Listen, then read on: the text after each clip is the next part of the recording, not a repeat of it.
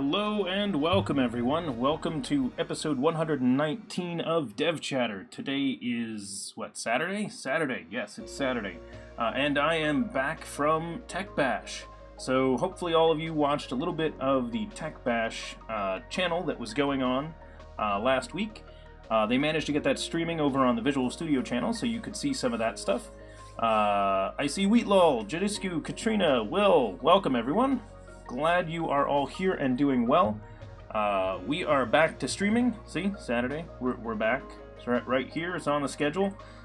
So we are back. Should be fun. The Motor C# boat there, Janisku. Sounds awesome. For anyone who doesn't know, hi, my name is Brendan. This channel here is DevChatter. You can find me on the internet under the name Brendonius. I am here on Twitch as Brendonius in addition to DevChatter. I'm out on Twitter with that name, and you can find me in a variety of places with that. Obviously, this part here is my, name. Yes. My cats did do a terrible job streaming while I was away. Neither cat took up the mantle and streamed any C# or JavaScript content. The Chatosaurus, as everybody is referring to, is, of course, the mascot of our channel. These dinosaurs that I don't have running because I started this before the bot. Let me fix that, and we will have everything back to the way it should be. Refresh that. No. In theory, that should work. It doesn't work. Why doesn't that work? Oh, because I actually had it turned off because we were working on the voting feature. That's why it was off, because that's going to take up a big chunk of space. I forgot about that. Okay, so that is the background that we put on our voting so that we could see it right now. And we want to figure out how to not have it take up that whole rectangle of space, because that's not fun. Draco, if it weren't for you, I would have given up on learning programming C#. Draco, I am glad to hear that you are still interested in learning C#. And I want to apologize to you as well for not having scheduled my next Learn to Code in C# series. My schedule got a little packed because of the conference this past week, but Tech Bash went pretty well. I had a pretty good reception to my Making Use of C# Features talk. We packed a room and had some people standing in the back. And then in addition to that, I did my first live session talking about streaming. So I was very happy to actually get the chance to do that. I wasn't sure how it would go. That was my first time doing a talk on that topic. And I think part of the challenge there is I wasn't sure what the audience was going to be. I wasn't sure if it was going to be people interested in watching streaming or people interested in starting their own streams. And without being totally sure which type of people I could get, I kind of made sure the session would work for both, because I didn't know if either group would have enough for a session. But it went pretty well. I was happy with it, and I think I'll be able to tweak it better for my next time giving that talk. So, all fun there. Okay, so things coming up. I'm going to get us to the code here in a second, but I want to mention that on Tuesday we are going to have a guest pair programming with us. We're going to have Jonathan Knapp on the stream here on Tuesday. And then on Thursday of the following week, so about 12 days from now, we are going to have Guy Royce join us finally to do some machine learning code with us. So I think that's going to be a lot of fun.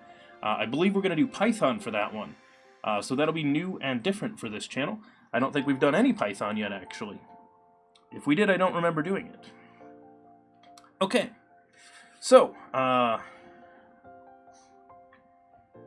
I need to shut that bot up a little bit. Maybe I should remove one of the things he says. I expanded the time so he doesn't get so pestering with his stuff. But that's all just like, tweaked data. Anyway, so where were we? We were writing some C# code. We are in a branch in this code base. The voting bar chart, that's why there's a rectangle above my head. That rectangle is in fact where the voting appears. So, if I were to start up a new vote, I think this will work above me, but I haven't tested it since we worked on it on Monday. So let's do vote new, let's see, Python, actually here, we're going to do this. Since we're talking about Python, we should have that vote there. That font's not quite big enough to be able to see what that is up there, I don't think. But you guys can kind of get the idea, so we need to get that font a little bit more readable. Yeah, exactly, Will Bennett. That was the joke. So we will of course vote, and since you voted for idle, I will vote for Cleese. And there we go. So that's basically how it works. Is it starts filling these up. Redraws when a new person does that. And this gets us a visual when we're voting on something so we can decide. The challenge is this. I only want that background on it to display when the vote is actually active. So we could do that the simple way. We could try to get it so that the voting, the charting library that we're using has that as the background, but I'm not sure how that's going to work nicely. We sort of looked that up last Monday to try and figure that out. So let's do this. Yep, voting.js, good job. Resharper's just like, this is the one you had open last, isn't it? Huh, I wonder why my computer's running slowly. Hang on, let me check my resources, just make sure that it's not doing anything weird. Visual Studio is taking 1.5 gigs, but that's normal. Thanks, Visual Studio. The installer's still doing something. What?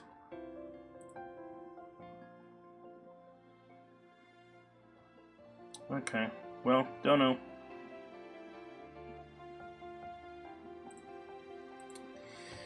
Okay, so, what put that gray rectangle in the back there? I don't even remember. Did I... Oh, I know what I did. Hang on. That's in overlay CS.html. That's in this file. We just shoved a style onto the voting canvas to change its background color, right, like that. But we don't want to do that. Draco, so this gives you access to the current instance of the class that you're in. So if you see this inside of a method, that refers to accessing whatever instance you called the method on. So it lets you access the internal methods and properties on it. Let me do a quick check for something. Oh, and I forgot one other thing we got to do today.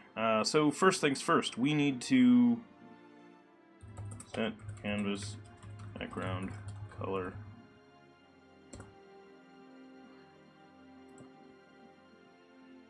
But I want it as a background.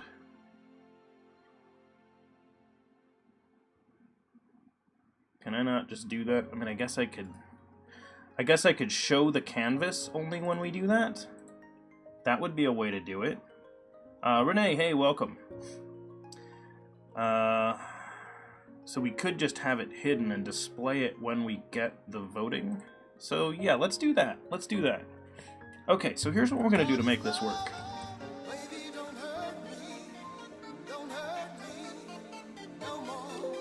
Hey, Rubix! Thank you very much for the 4-month resub. Much appreciated.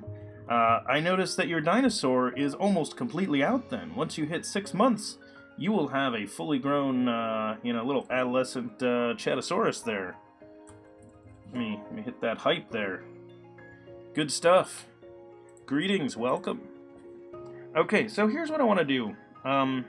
When we start the vote, we're gonna display that one.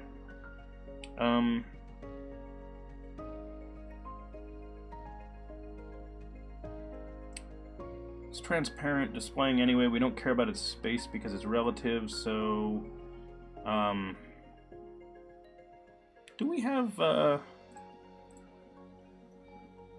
actually running jQuery or anything? No. I'd rather bind it to something. Really not set up with one of those yet. We do have jQuery, so that could work.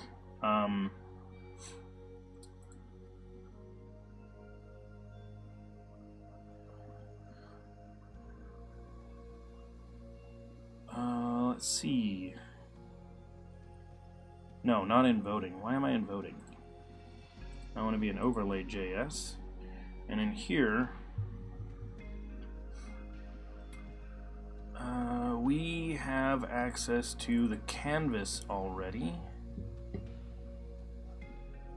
So voting canvas, where is it? Right here. Now let me highlight the voting context, because that'll show me where this gets used. There's the voting context. It gets used on vote start and then at vote end. So on vote start, I want to do one of these. Helps if you spell it right, Brendan. And then on vote end, I want to do the same thing, but do a quick hide. We'll bind this to something soon. I am planning on fixing up some of our JavaScript here on the stream very soon. We're going to start using some libraries for some of this.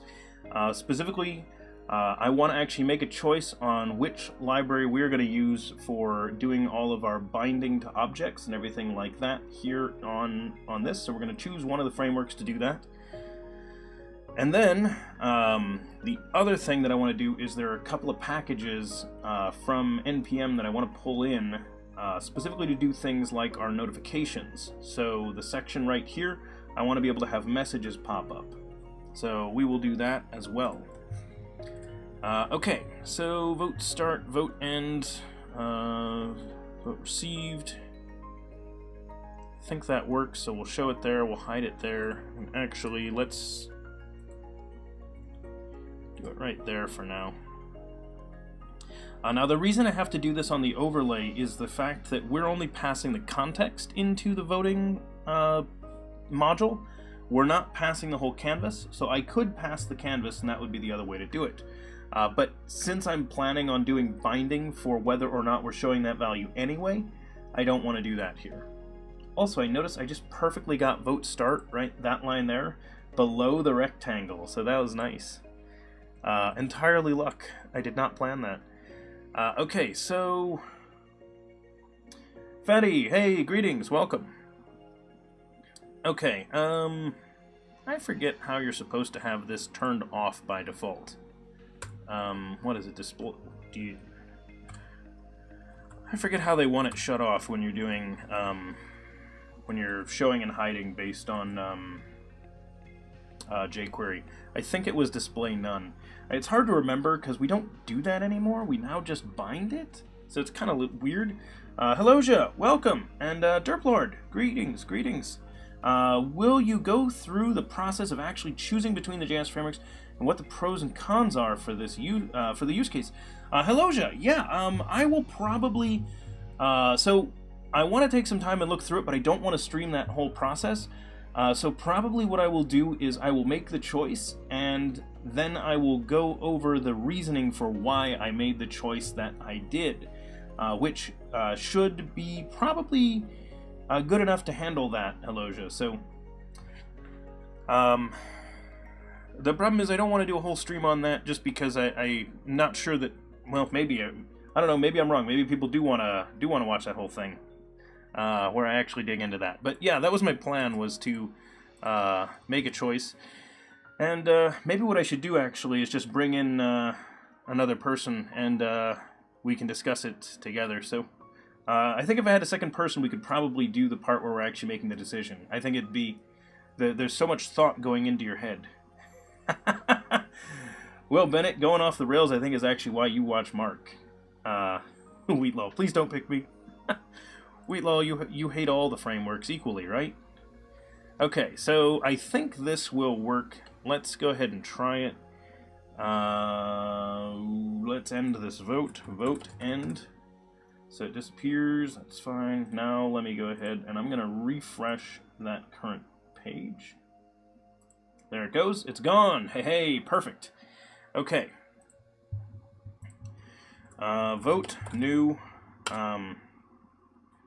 Let's see, clearly we're going to pick from only the best, so we're going to look at underscore and knockout only. And don't forget about kappa.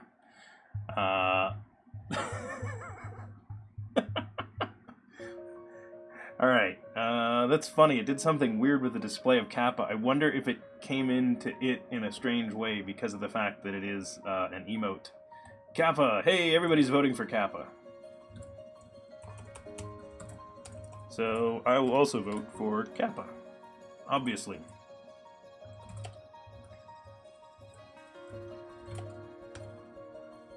Okay, not bad. So that appears to be working. And when I end it, it's gone. Vote new. Let's try hype derp fail. There we go. Hey, that's not bad. There we go. Okay. Oh, they picked the same color. Whoops. Okay.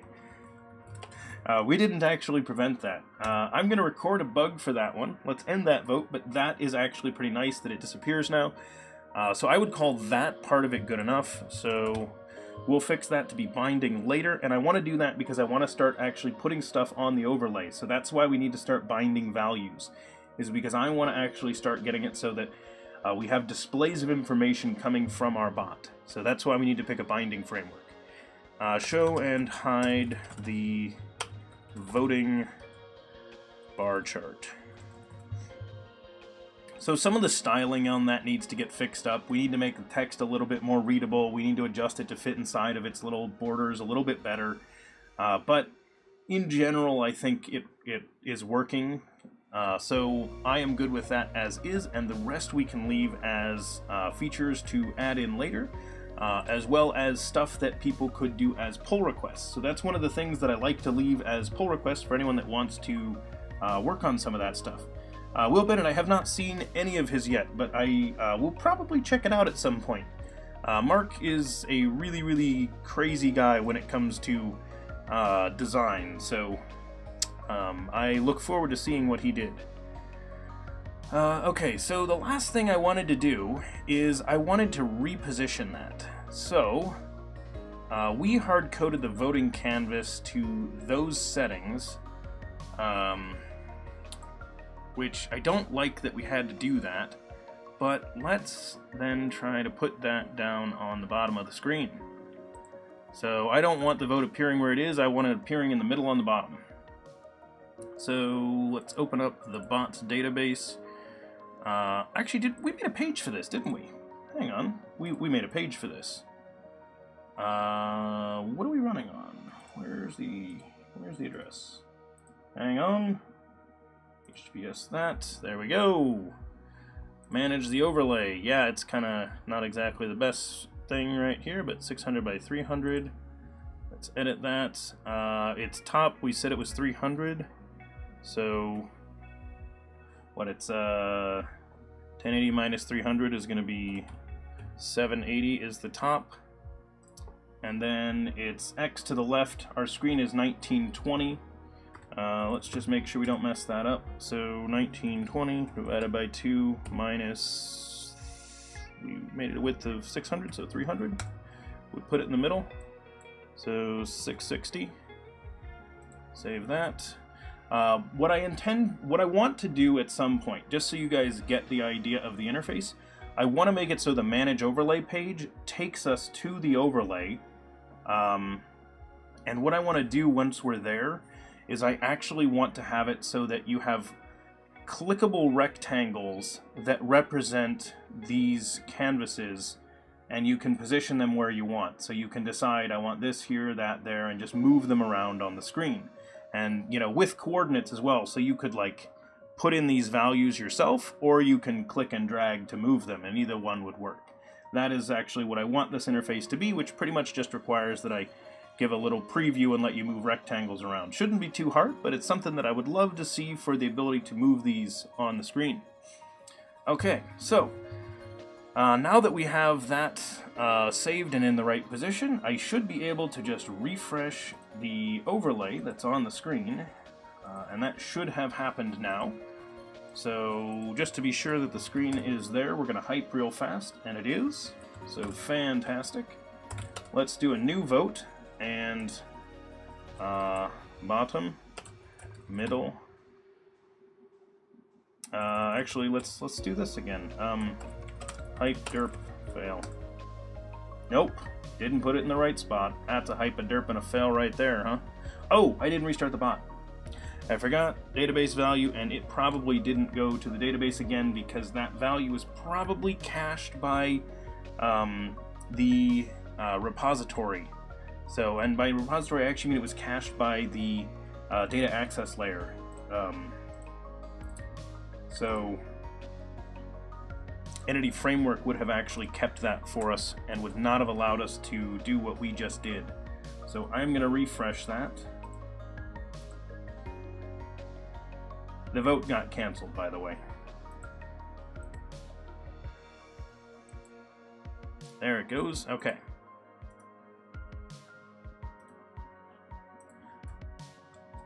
Come on. Start up. Let's go. There we go. Okay, cool. Refresh this. There we go. Refreshed, and we can say, yeah, lol, it is Entity Framework that hit us there. So we're gonna say hype, derp, and fail. Nope. Because I didn't even call the command right. Vote new hype, derp, fail. That was a fail, huh?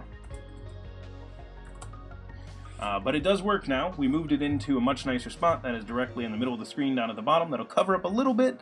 But for the most part, I feel like that's fairly out of the way for voting, and I think that's going to be really obvious when it appears on the screen when someone's using it. So we'll probably want to pull some of that stuff out to be styles that people can configure, but I think that will be effective. And I love that you guys all voted for fail on that one, despite the fact that it worked.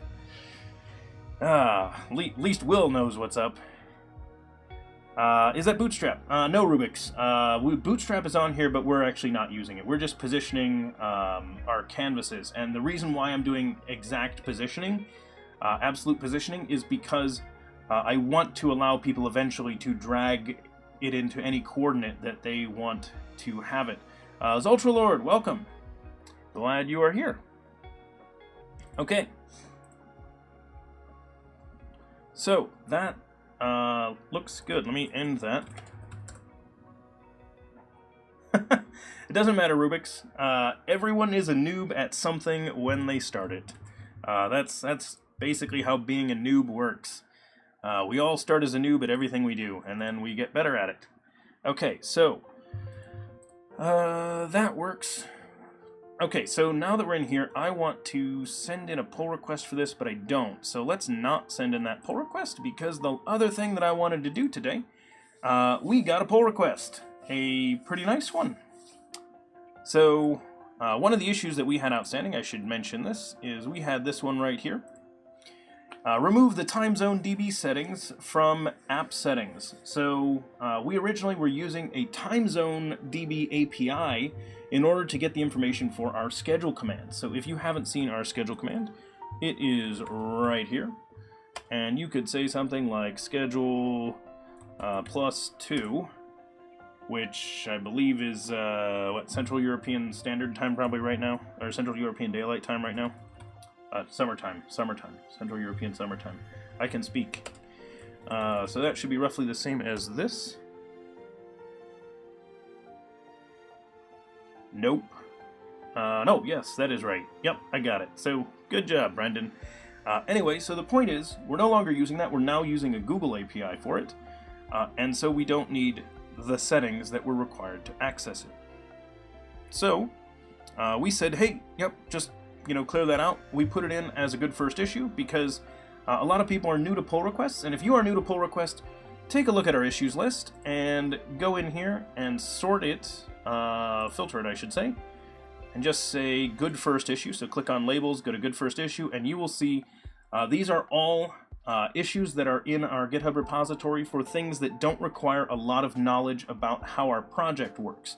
That doesn't mean that they're all like beginner level programming stuff. It might just mean that you don't need to know the innards of our bot all that well in order to fix it. So that's why they're good first issues.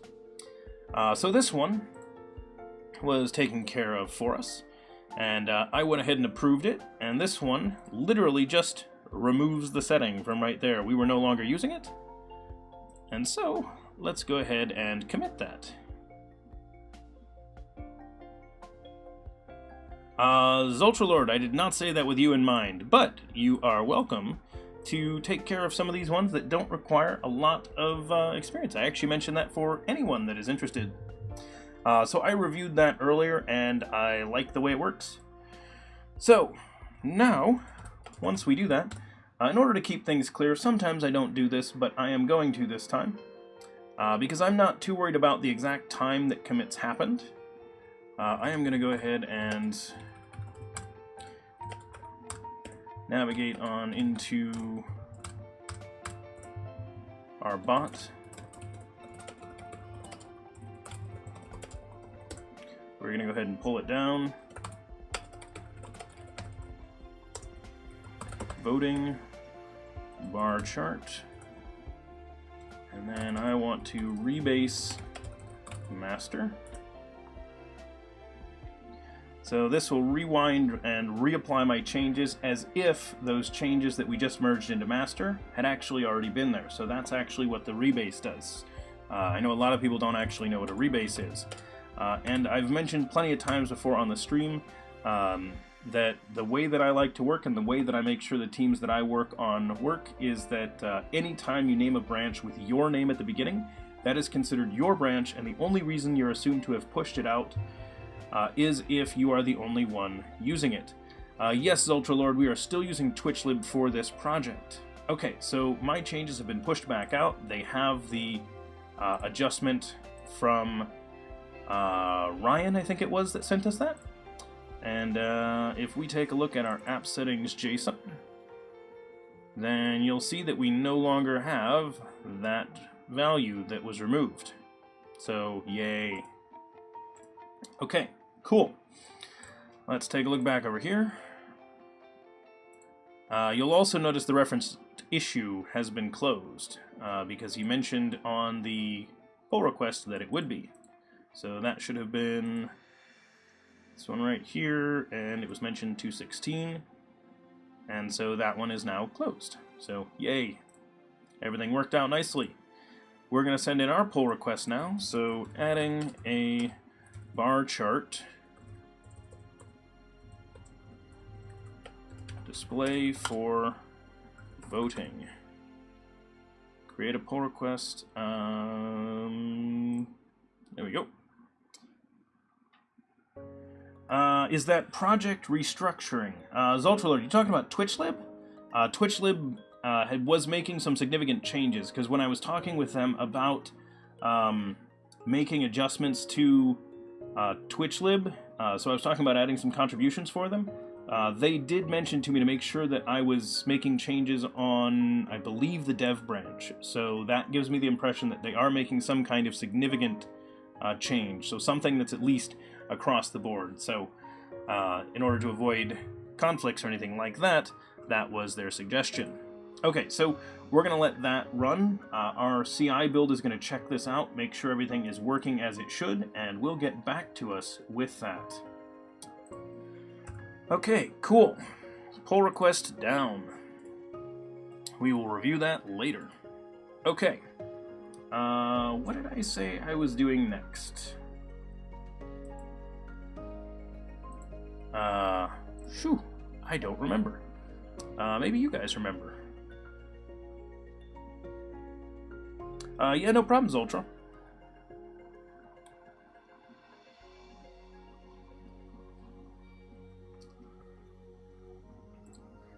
So we merged this in. Oh, yeah, we do need to decide on that. We got our chart to display. Oh, there were a couple of other things we needed to do on GitHub while we were there. Oh, that's okay, Will Bennett. So, the issue that we need to create, what were we saying about that? It's the, improve display of labels on voting chart. So those need to get improved. So this is an enhancement that is a good first issue, and we'll tag help wanted on that. So someone can hopefully figure out some styling improvements that will make that look a little bit nicer. Yeah, Janisco, I saw that. He did the donation to Girl Develop It, which is awesome. You were about to replace JavaScript with something else in the project. Yeah, Zultralord. I was about to replace it with Blazor. Wait, no I wasn't. Nothing wrong with Blazor, but no, I'm not planning on doing that right now. I think Blazor looks awesome, by the way. If you haven't seen it, you should check it out. It is very, very cool, and we are going to do some Blazor on the stream. Don't worry about that.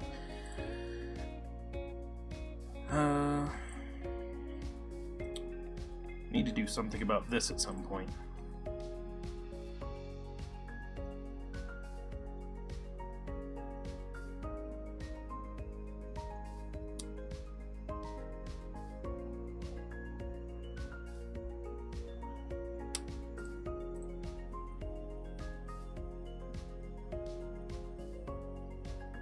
Okay. Zultralord? What? What are you talking about? Someone had mentioned before, NPM notifications. Was it awesome notifications? Notify.js? Which one was it? Was it awesome notifications? Ooh, I think it was awesome notifications. That I think is the one that someone was suggesting. It looks nice. Yeah, those look kind of cool. I don't like the you have to click on it kind of thing, but that is pretty cool. Yeah, doesn't that look nice? Someone was suggesting that we put this in. I'm wondering how well we can control where it displays. They apparently have their demo here. So yeah, that's nice. That looks pretty good. This is an example of a warning. This is an example of success. So we're not going to need modals, right? We won't need this stuff. But I do really like that. Oh man, is that good.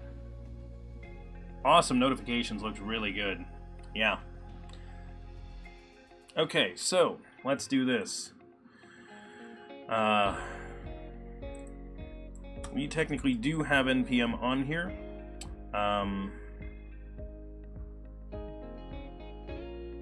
Ooh. In case we choose view, we might have to come back for that. So don't let me forget that there was a view one. So if we pick view, we should come back looking for the view version of this. So let me open up Package Manager console down here, and if anybody's wondering why I use the Package Manager console for things that aren't package management in NuGet, the reason why is that it is still a console, and so I find that I can get away with a lot of things by just popping this up and running it, and then I don't have to bother going into anything else because I'm in one right here, and I want this basically where we are. Will Bennett, that's a good idea. That's a good idea. Okay, so this should have done that. Let's go ahead and hop back out into the File Explorer, and I'm going to grab those values. So node modules. Welcome, Raja Blue, I'm guessing. And if I butchered your name, I apologize about that. Let me know, and I will try to say it better next time. Wait, what?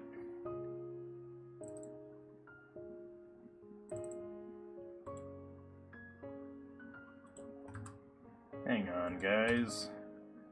What are you talking about? Is this the... No. Where did I put the window that I was looking... There it is. Found it.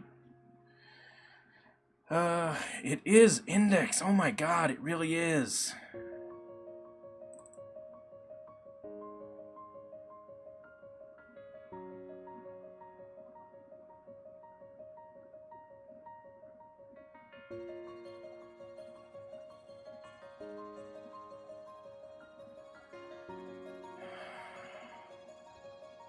Okay.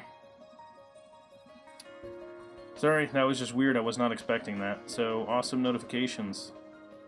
Okay.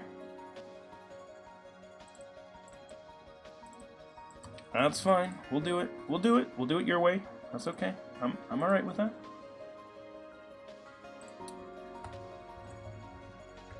So we're going to pop open lib, and we're going to make a new folder. We're going to call that folder awesome notifications. Right up there it goes.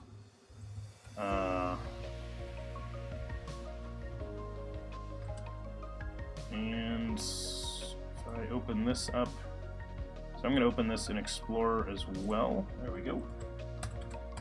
And I'm just going to toss my folder that I grabbed when I did that install and put it right in there. There we go.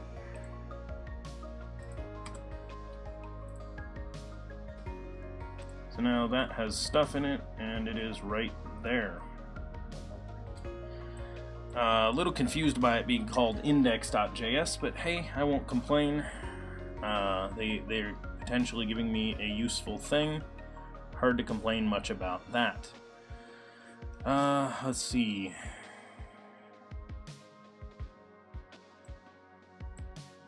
So we're going to put that in there, and then do we want anything different in, so that is environment including development. And this one is when it's just development. Ah, okay, so they're overriding those when it's just development. Oh, exclude development, that's when it goes live. Okay, so then they're setting the mins and everything. Okay, cool.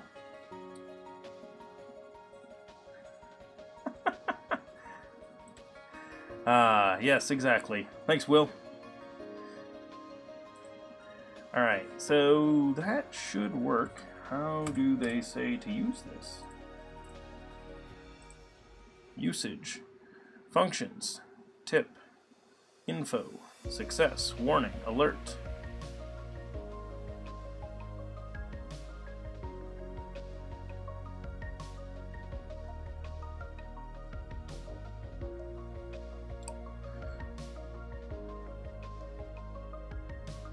They have a lot of stuff. So position that they're setting bottom right. I think we want to do bottom center if that's an option. Where is there like actual tutorial information? They've got to have that somewhere. Like more than just this basic stuff here.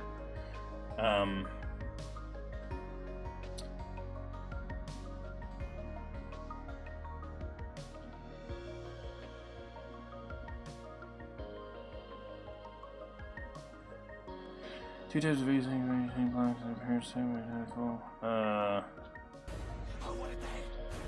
What a lovely day! I guess we could look at the source of their demo page, but I thought they were going to actually have some instructions here.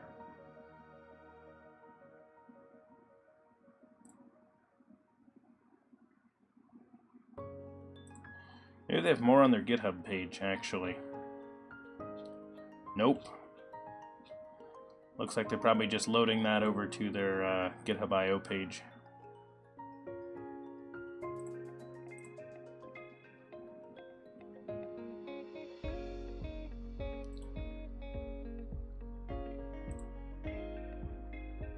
So this, oh man, that is hilarious. On click, just notifier.tip is like right on that for their little sample. That's funny. Okay, so they're saying the notifier class is basically just going to exist most likely. Let's check out the sources and see what's loaded. Yep, that's just it. I don't see anything else that they're really doing other than that. Got this up here, window, data layer, arguments, config, JS state. Notifier is a new awesome notifications notifier with a max notifications of 6. Well, there it is. Okay, so this is what they set up.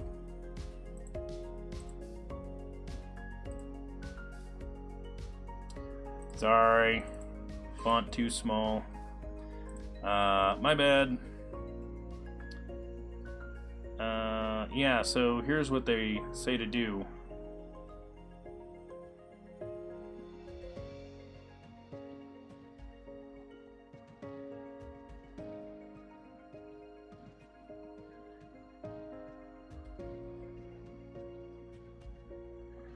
So we basically just need to do this at some point, pass in the set of options that we want, and then anytime we want to do it, we just say notifier dot and then whatever the thing is. So they created essentially a type called AWN that we can create and use. So let's make a new JavaScript file that will deal with all of our notifications, maybe? Although their library might just be good enough. Let's do this for now. In our overlay, when we start, since this is kind of like the root of our overlay, I just kind of want to say, we'll say like let notifier equal AWN. And what do we want to pass as our options? What did they pass?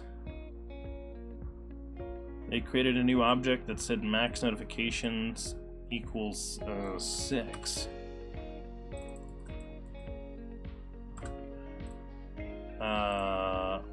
Guys, where's your description of these? Options you can pass. Customization. Here we go. Available options. Position. So we can define the position, duration,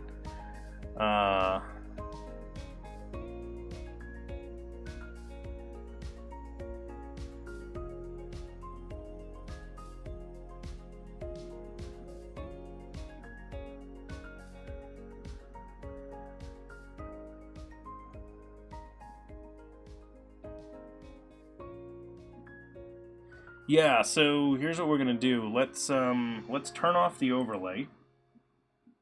So the overlay is off. Let's go ahead and now the thing about it, that shouldn't require any extra work. So let's hop over here.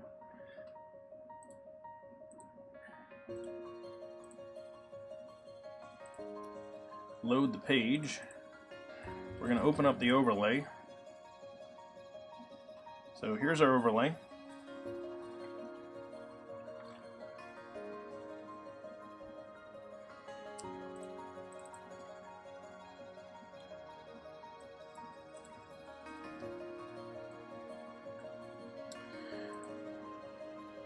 Ah, see? Had a problem accessing AWN. I wonder if that's because it didn't exist at the time I called it, because I did it right away instead of at page load or something like that. Once everything was loaded. So let's say let my notify notif equal AWN.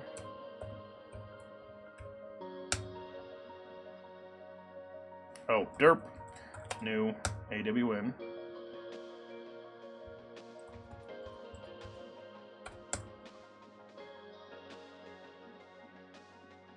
Really? I thought that's how they said to use it. Is that not what they said to do? This is exactly what they said to do. Why are you lying to me, thing? Nikokrin, hi, welcome, and I apologize for butchering your name there. If you let me know how to say it better, I will attempt to help you with that.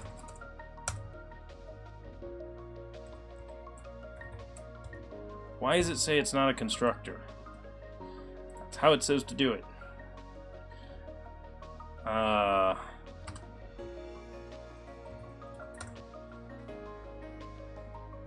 AWN certainly exists, it's right there.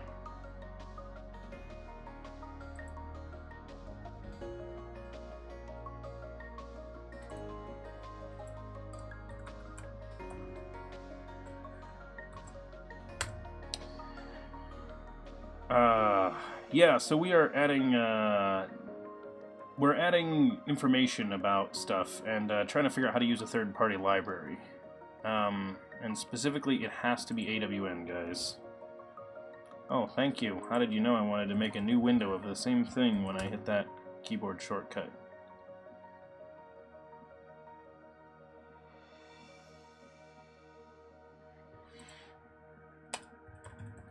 Awesome notification.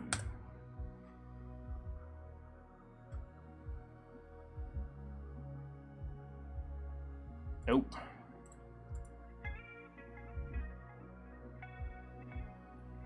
You definitely loaded it, right? Yep, it's right here.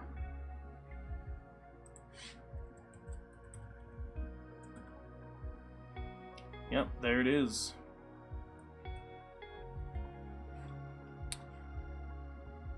So it definitely came in. Let's try refreshing. We'll try that again.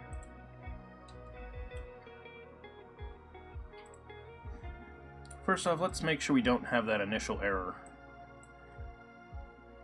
We'll do this at this point, right here. So when the window is loaded, then we'll grab the notifier. And then let's toss a debugger here.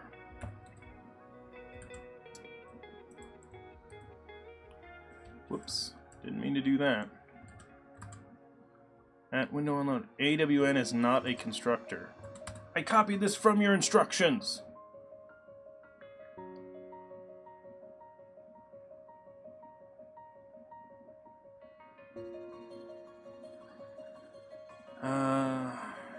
I didn't pull in their style sheet yet, to be fair, so let me go ahead and grab that. That's mildly irrelevant right now, but we'll still grab it. Let's pull this in.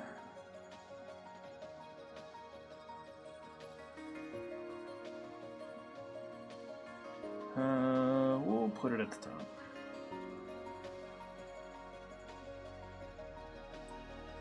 For now, we'll put it right there.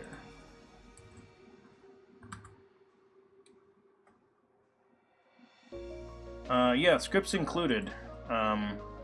Because we're getting that it's not a function, it was there. We found it in the lib folder right here, so it is getting pulled in.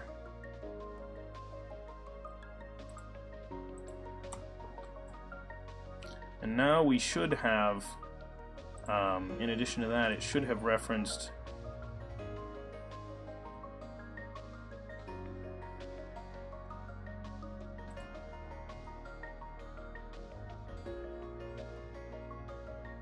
so there's the style sheet, there's the JS. So they're both in here.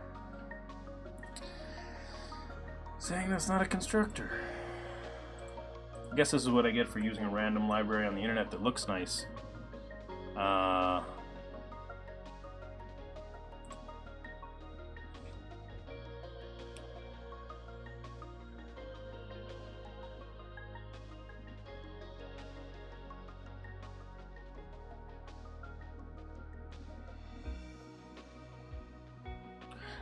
Okay. So since I don't have Font Awesome turned on right now, I don't think I have that included in our project.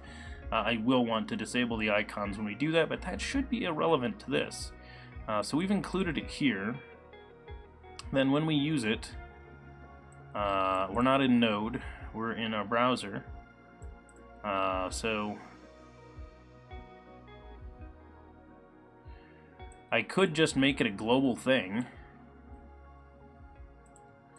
So let's do that just for testing. We're not actually going to leave it like this. Nobody freak out. This is not how we're doing it. We're going to come down here and remove it from the overlay right there. Goodbye. And we're going to go over to this page and just put it at the bottom, right after this. So as soon as we bring it in, we're then going to immediately try to use it. We're going to create a global notifier object, not permanent. That is a full page refresh there, just so we're clear on that one. So what's it called? It's called notifier. Isn't that what I called it?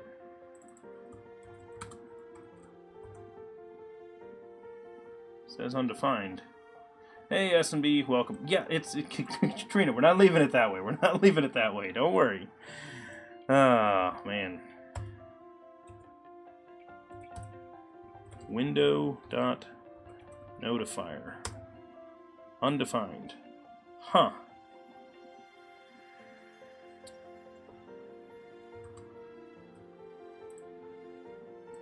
Right here. Debugger. We're going to put a debugger right there. We have that running. We will Control F5 that. Wait, hang on a second. How did I not hit that in my debugger? Is that not getting run? Ooh, see? Now that's making me wonder what's going on here. I didn't hit the debugger.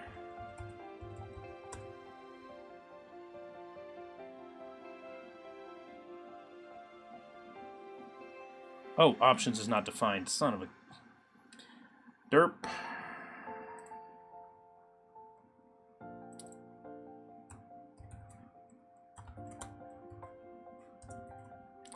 Okay, we're gonna do that now, Brendan. Refresh this page. No, that's just for this one. It was we did that differently elsewhere, but that does explain why the notifier kept coming back as undefined, even when it's still undefined. AWN is not a constructor. See? Still complaining, so we're bombing out on that. Why is it? Like, seriously, we're following your guys' instructions here. Isn't, Let's take a look at their demo page again. Inspect the page. Sorry about all the stuff here, everyone. Let's see if we can't find where that script is. Control F. Control F. Come on. AWN. There we go.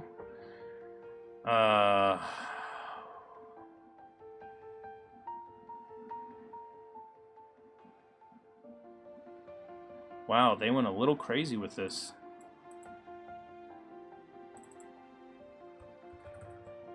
Okay, hang on. Let me do this. We're going to drop their script in here for now, and then we're going to take a look at what's in this thing.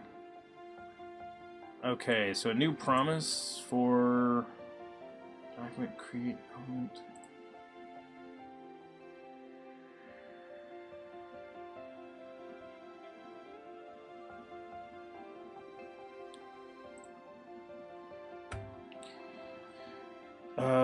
Onload, resolve that, and then notifier equals that.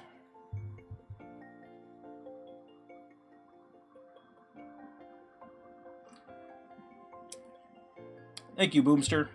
I'm sure we will. And Worldwake, that is a great suggestion. Hey, Coated Beard, welcome. And welcome, Boomster and Worldwake and Coated Beard. Everybody glad to see you're all here.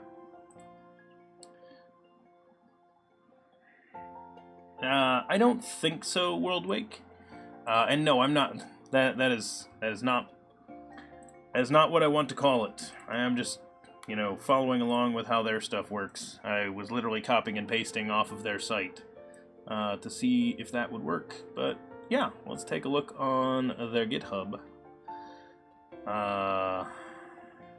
Wait, docs? What? What's docs?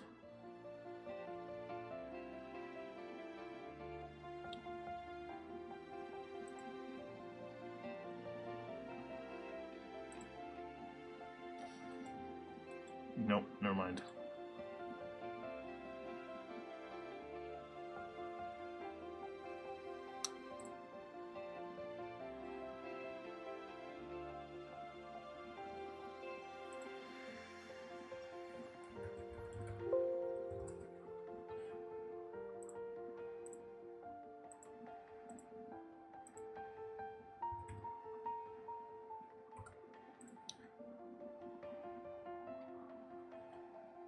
Boomsters, mainly just because I don't know, I just kind of do it. Whenever I go searching around for stuff, I pop open an incognito browser.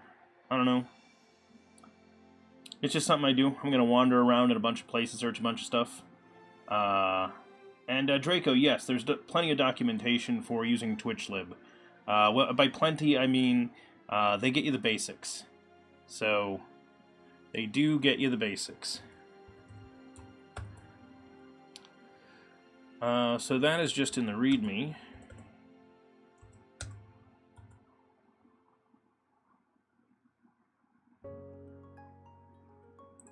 AWN.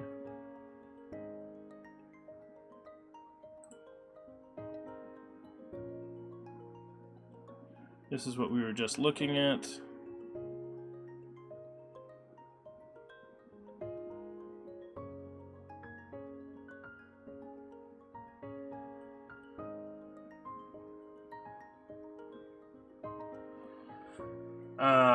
Index.var.js, but they didn't give me an index.var.js.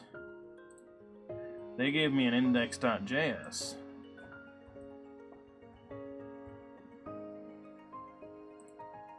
I will take a look. That is a fantastic suggestion there, Katrina. I will see what we've got. Source, node modules.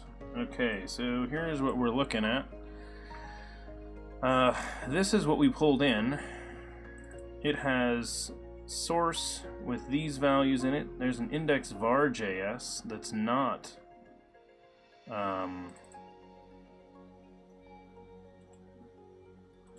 not in the distribution.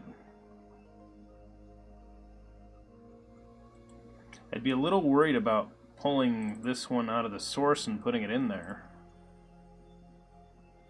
Yeah, it's not actually part of their distribution, so maybe all they did was mess up their distribution. I guess that's possible. Cool, that'd freak me the heck out, though. I'll toss it in here, and we'll see what happens if we reference it.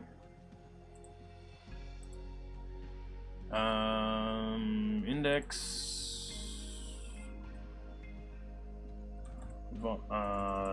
the var.js. Yikes. Horkrine, welcome. We are messing with code. And, Baduza Man? Welcome, and I apologize if I just butchered your name, because I probably did. But welcome, thank you for following. Please ignore the terrible code that I am writing right here, as that is not my code. That is copied out of some instructions, and right now, all I am doing is making, this is like the sanity check of like, this really works, right? Because for some reason this wasn't working moments ago, and we're trying to figure out why. We're using a third-party library, and it is not being friendly with us. So, hang on while I do a full refresh here. And that is the new one with var, and AWN is not defined. Okay, so let's do this. Let's include both. So, copy that. I'm going to duplicate it. And we're going to include both index.js and index.var.js. And maybe var added something? I didn't look at the source code of it, but I will right after we try this. No, still bombing even on that, so... AWN is not a constructor. Copied directly from their stuff.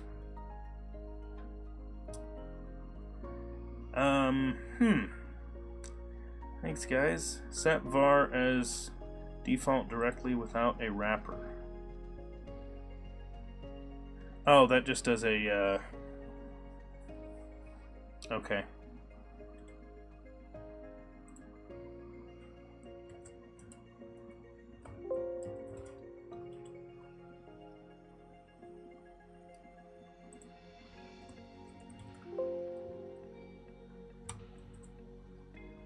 Huh. Yeah, they've got something weird.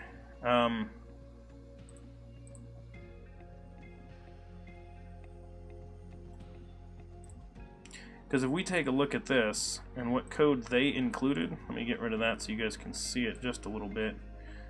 This is the source for their site. Sorry about it being so small. What did they include?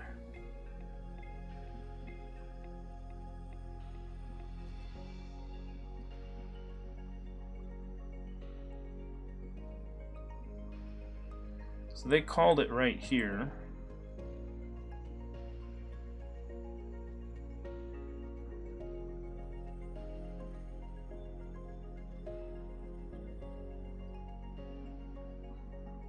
There's the notifications, these are their buttons.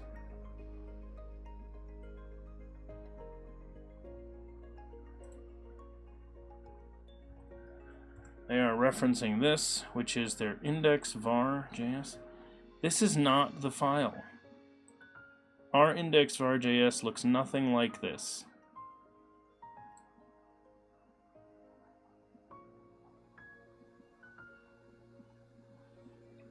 Yeah, var awn function. Let me take a look. What does ours look like?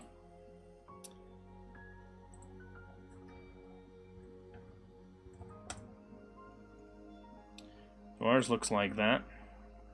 And then this doesn't match it either.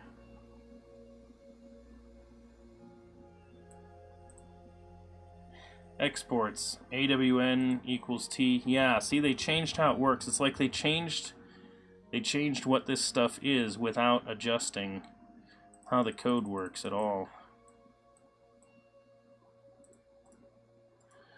So maybe they just didn't update their documentation. That's a tough one.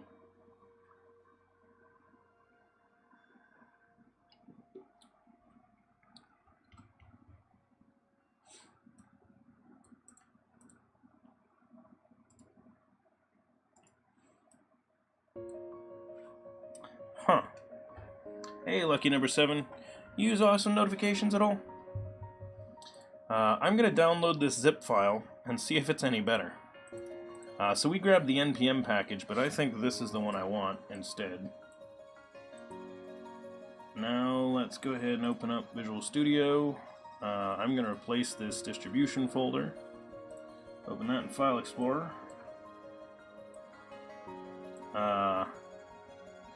No, Renee, documentation is not overrated at all. Documentation is extremely important, and this shows exactly why. So since those all came from a place where I can replace them, there we go. See, this one looks right.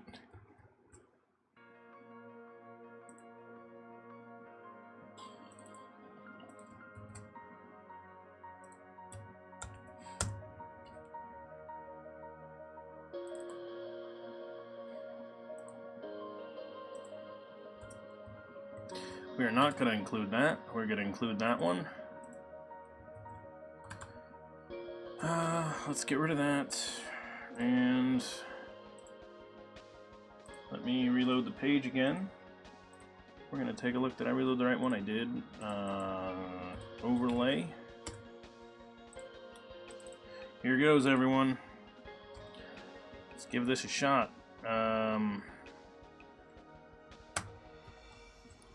Still saying that's not a thing? Oh, did I put it dist?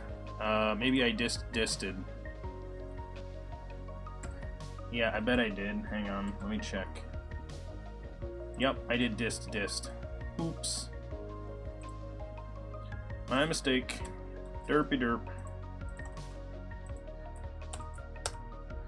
There we go. Fixed. That was a derp moment right there, everyone. An actual, like, derp level derp. Hang on. Before we continue on, we need to fire a derp on this thing. But looks like my notifier may now exist. So let's try. Hey, there we go. It's a thing now. Awesome. Okay, so turns out, despite the fact that they claim that they're NPM one. Yeah, Katrina, that's no error. So turns out it's just the one they have in the NPM package that is busted. So whatever they deployed there is wrong. So don't install it with NPM. Apparently is the answer. Okay, so now let's take a look at their documentation. We're gonna swing on over to their GitHub. because that did have the instructions as well, because we want to look at, where did they say bottom? Bottom right. Position is the name of that. And no, we're not creating this here. Just give me a second.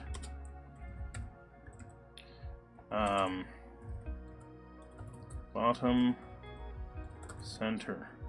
I'm just going to guess that bottom center is one of the position options. They said default is bottom right. I don't know. We'll try it.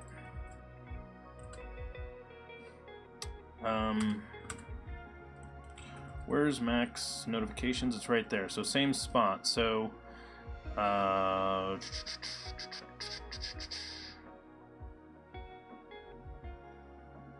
someone said something about turning off the icons.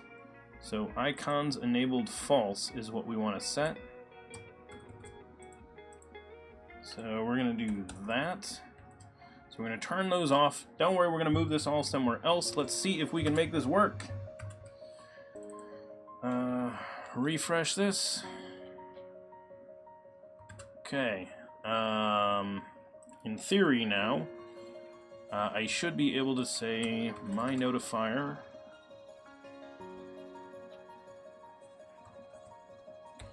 And what are we supposed to call on this? What are the functions? Tip. There we go. So we'll do this. Okay, that's not the bottom center, but hey, I'm not going to complain too much because that absolutely did a thing.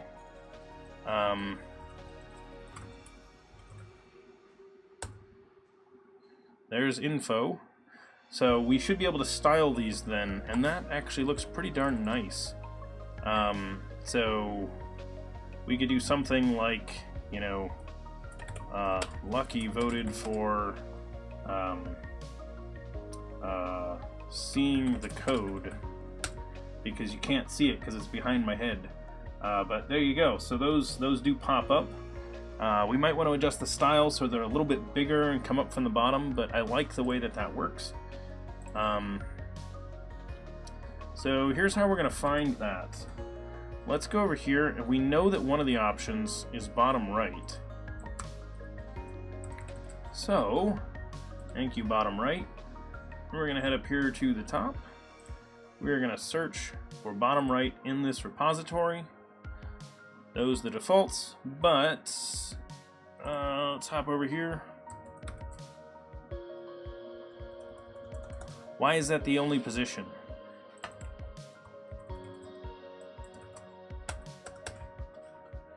Okay.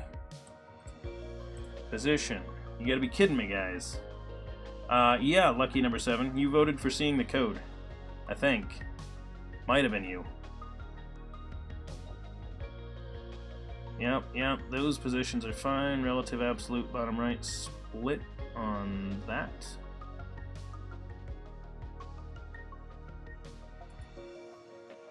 That looks like it might be it.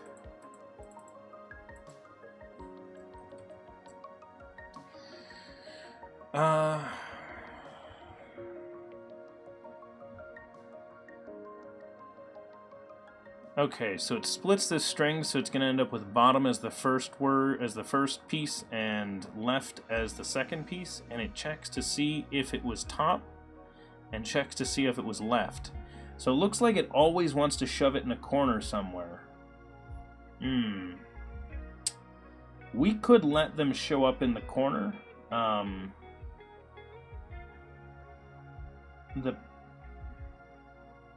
The only corner I can really use is top left, really, because I've got my other corners occupied. So we could top left.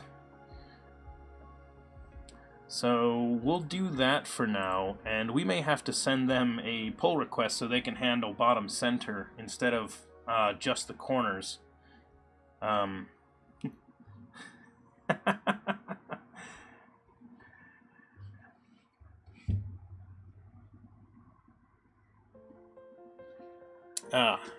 Sadly, it's a warm day, so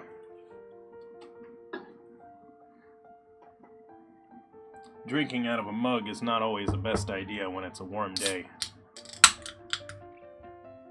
but I can still do it.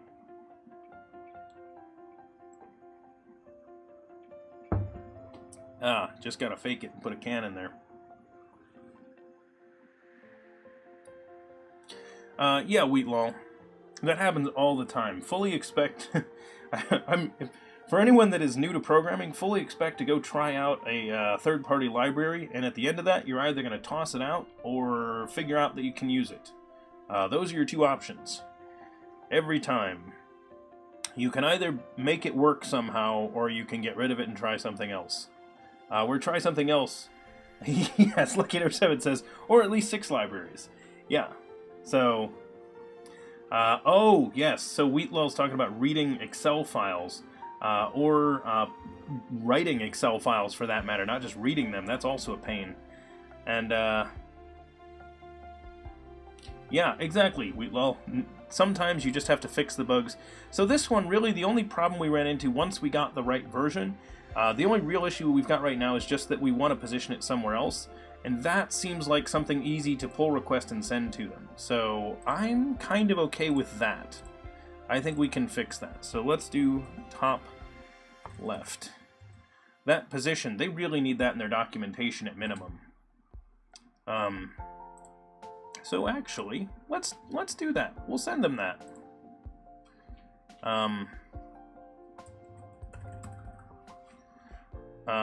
Description. See, it says the default and description.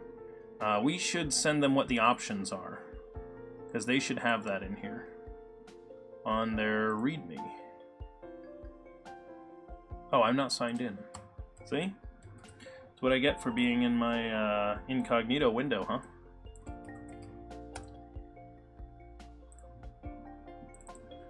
Let's do it. Derp. Forgot. Gotta be in here.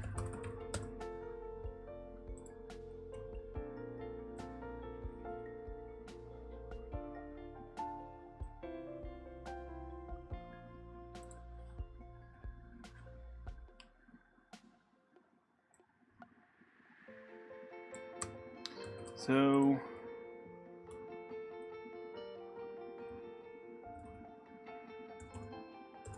what do we say?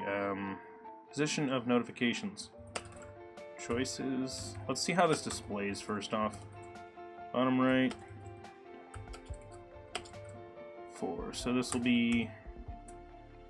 That'll be the bottom right. This will be bottom left. That'll be top... whoops. Top right and top left. Alright, let's preview that. What's it look like? Where's our change? Right there.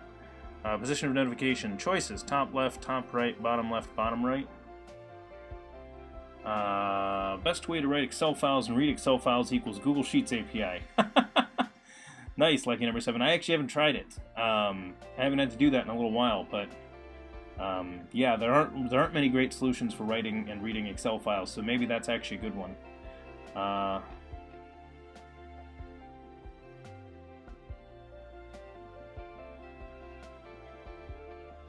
Wow, Wheatlall, that actually sounds terrible. Yep, try 5 libs, then rewrite from scratch and create your own. It does happen sometimes, Renee. Coded Beard, have a good time. Not if the third party provides your Excel files with... Nice. Okay, do they actually have that default tip for toes?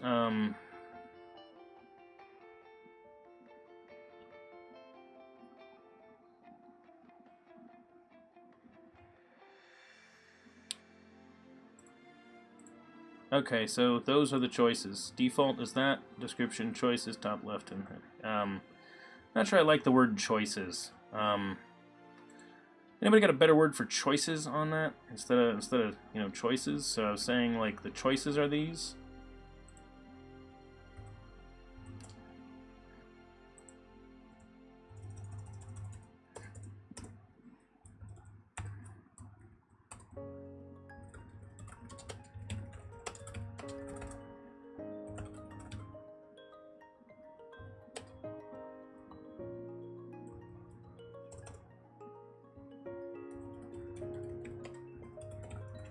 available options.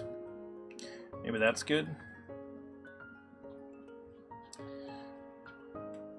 Location to display the notifications. Available options. Top left, top right, bottom right.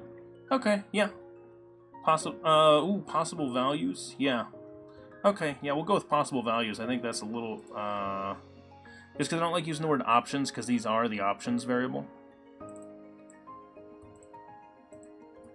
So, possible values.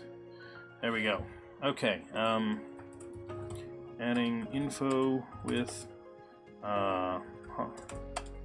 possible values for position.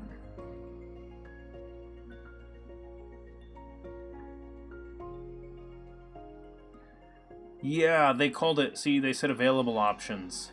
So it's already called options here, so I didn't want to do the same thing again. So yeah. So like if they hadn't already called it options, I would have gone with that probably. So I'm suggesting they didn't have a branch, did they? No. Okay. So we're going to send them this value, just like that. We're going to change that to that location to display the notifications, possible values. And I didn't want to use the word position again. That's why I said location. So position, and I described it as location, less repetitive. A little better there. You never use the same word for different things. Like object. That's clever, Wheatlaw. Nice. But yes, you are correct. It is confusing. Adding info with possible values for position. Since they only allow those 4 values, I wanted to be clear because I tried bottom center and it wasn't available. Yeah, Katrina, the service. You'll never run into problems naming stuff service.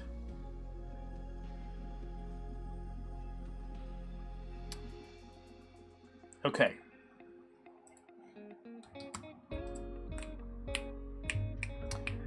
Okay, yeah, the factory or yeah, factories get used a lot, but if your thing really is like a factory, I'm okay with that being in the name. Like if it literally does create another object, I don't mind that one as much, as long as you really are using the factory pattern. If you are not using the factory pattern and you use the word factory, that's gonna confuse people, to put it lightly. So these are the new files we added. I am going to remove this change here, since we did not use that. And no, I'm not committing to this branch, don't worry. Because we're going to merge in our other change first. Okay, let's take this. We don't want this in the script here. Let's see if we can do this.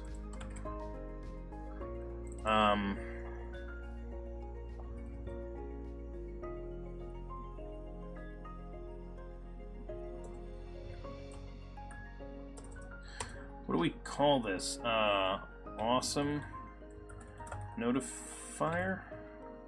We'll call it the awesome notifier. The Service Factory Manager Singleton. I love it, Wheatlaw. That's the best name ever. Fuel Snable, you would.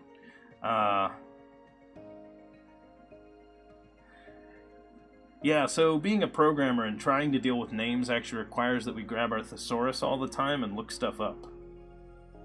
So, supply chain. Nice.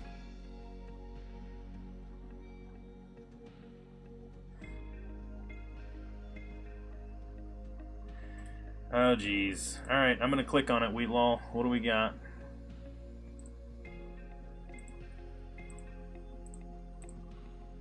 The mapping candidate composer serializer manager batch server.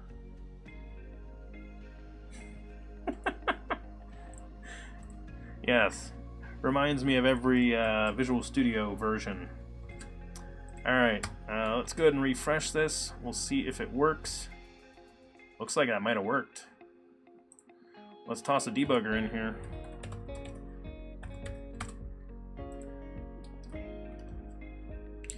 And we caught our debugger. Nice.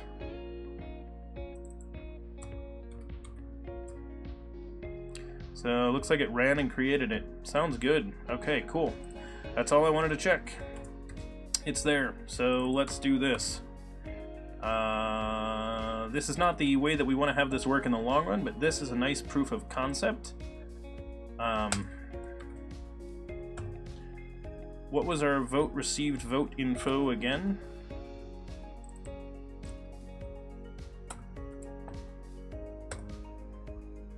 Voter name, voter choice.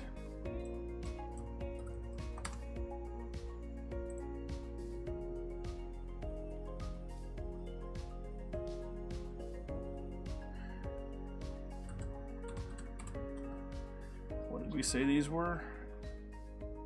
Tip info. Maybe that's a success when they do that.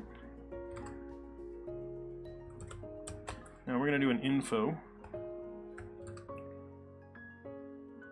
And we can just pass a message into here, because that's going to be, I think they said this could be any HTML, but we're just going to say, what is it, voter name, voter choice, okay.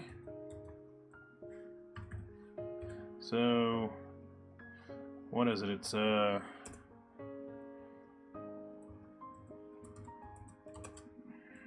on, why is my brain not working today, guys? Vote received.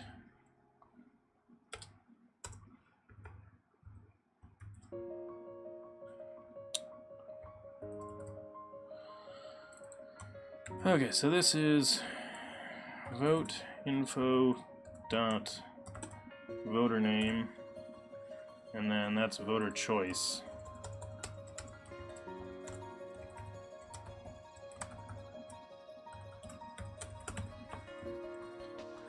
So that was choice and name.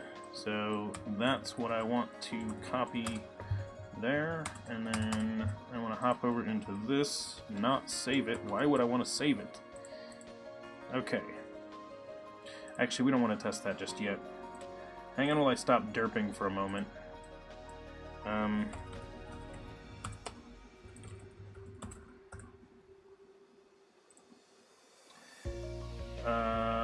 What is that? Yeah, okay.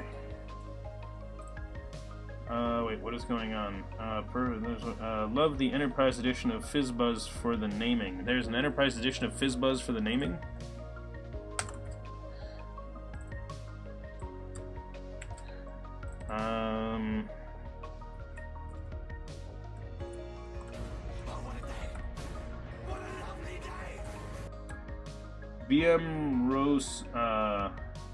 BM Rose Santos, welcome, thanks for following.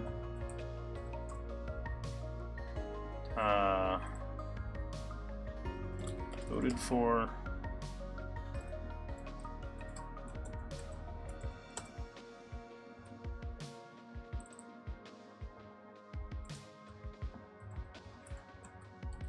But that doesn't quite work, because that's not the one we wanted. Because that's going to get us our number, right? And that's our totals. It does not have the name of who they voted. It does not have the name of the thing they voted for. That's in here, in choices.name. So we're going to have to do it here. So let's move that code. So let's take that. Yeah! We're going to hop over into voting. So to do, announce the vote. We do it right there. Awesome notifier has to come in, so except it's just going to be called notifier in here.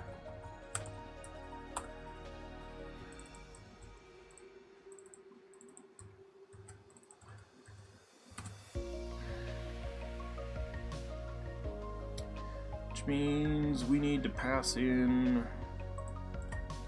We're going to remove the context because I don't think we need it. Choices and the awesome notifier. Yep, we don't use it. So that's choices and the awesome notifier. Wait, why did we pass in choices?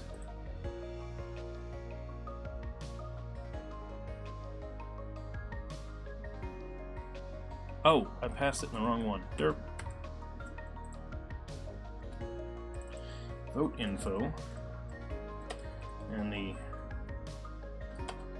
awesome notifier. That's the one we meant to do. That makes so much more sense. Vote info and the awesome notifier.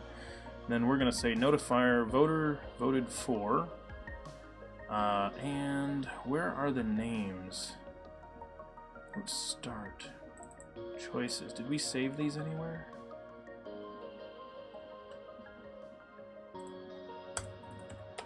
Var choices. Choice names equals an empty array for now.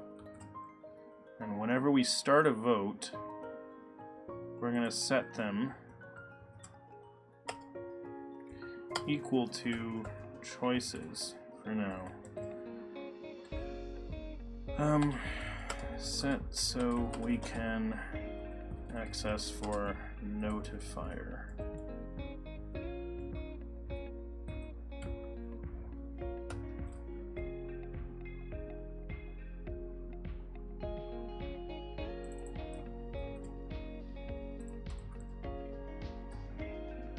Choice names, square, and we're going to grab it like that. Okay, let me check up on chat. All right. Ooh, I like the color of your to-do. Thank you, Katrina. I like it as well. Kevin Henley mentions it most of his talks as an overusing design pattern for something simple. Renee, yes, that is a very, very good point. That is actually one of the things when I talk about the different phases of understanding of a design pattern. One of those phases is actually the one where you start applying your design pattern that you just learned everywhere. And that is one of the things that people do need to learn, is not to apply a design pattern everywhere. Okay, so choice names, that I think that will work. We're going to give this a shot. So let's go ahead and do this. I did not need to rerun this. We're going to see if it's going to crash. Nope, it didn't. Good. Refresh the page. Here we go. In theory, this might work. We're about to find out. Vote, new. What do we want to vote on? I want to vote on something important. Tabs, spaces. There we go. DevChatter voted for undefined. Derplord voted for undefined. Whoops. Looks like I didn't get quite right there.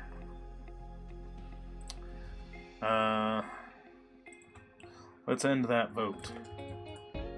And we'll take another look. Choice names. It didn't get set. We started the vote. It should have set those values equal to choices when we did that.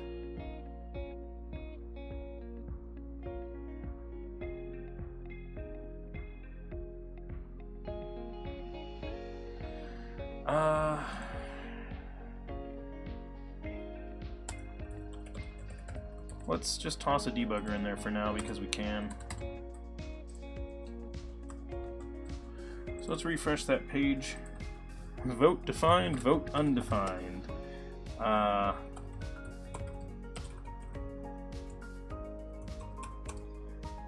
Let's vote for derp and fail. Those are our two options, derp and fail. And actually, let me get over here. I need to get a... Oh, hey, wait! It voted for fail that time. Wait. Derpload voted for undefined. Oh! Hang on, I think I know the issue. You just can't vote for two. Because I think it said, yeah, we're off by one.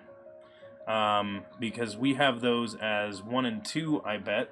And we need to put them in the correct spot. So we know the error. Vote and... What did we do with voter choice when they brought it in? We didn't. So this is indexing. So realistically, we could just subtract 1 when we pass it down here. We could either pass it down here at -1 or do it here. Tough call. Yeah, exactly, Derplord. Because we give humans the options 1 and 2 instead of 0 and 1, which maybe I should be giving the humans the options to choose 0 in that, and then that is what will get us there. Yes. So we're going to vote new server client. So where should we handle that? Yeah, that's what we did, Wheatlaw. The question is, where do we want to do that?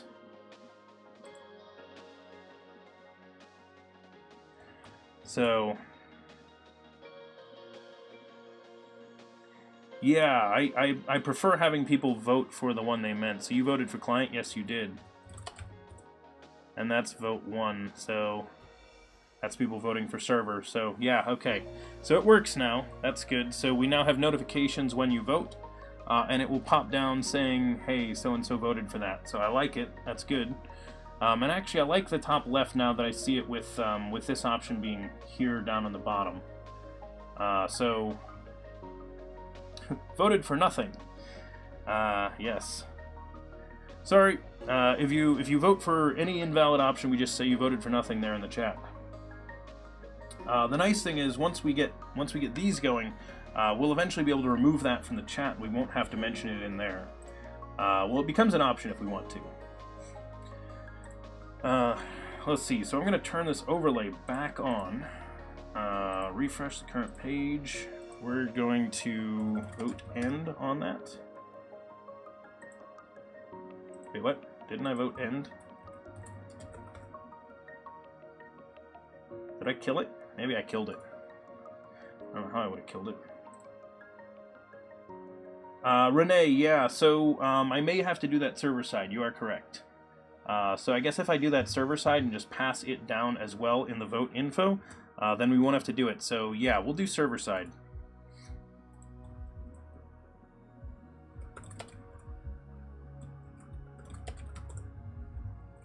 Okay, I don't know why I can't kill the vote. Either way, the notifications are showing up on here, so that's good. So I am assuming that the reason that voting wouldn't end is because I restarted the bot a couple of times while it was running. So that is a fantastic suggestion. Let's do this. Actually, now that I think about it, we were sending down the vote total. So that's the voter name. So let's make this voter choice name. I don't think we're using it down there otherwise. So voter choice name. Since we're passing down the current set of votes anyway, we don't need it. So where was that? So voter choice name equals, let's see, we've got to have that data in here, right?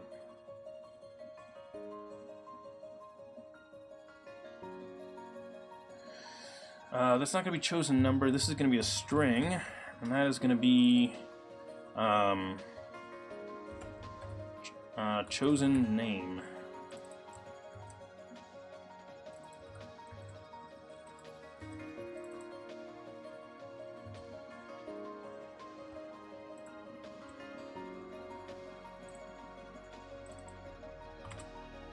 So string chosen name. I like this way better. That was a great suggestion, Renee, switching to this instead. So instead of chosen number,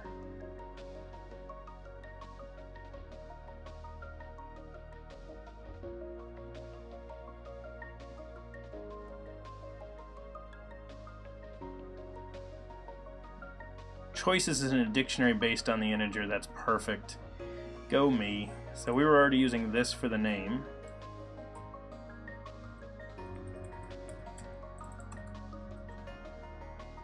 So now I can do this. Oh, actually that was vote text. I already put it in there. That's vote text. Voted for vote text. There we go. Okay, cool. Yep, vote. Yeah, Will Bennett. Yes, I already had the variable for it. Yep, I saw that. I saw it. Thank you, thank you, thank you. Alright, so we got that. Voting system. That DTO has been changed. So now when we get down to the JavaScript down here, we should be able to just use the choice name that you used, and we no longer have to do that -1, so that is way nicer. Much, much nicer. This is going to require a rebuild because we changed out a few of those interfaces and some of the concrete methods.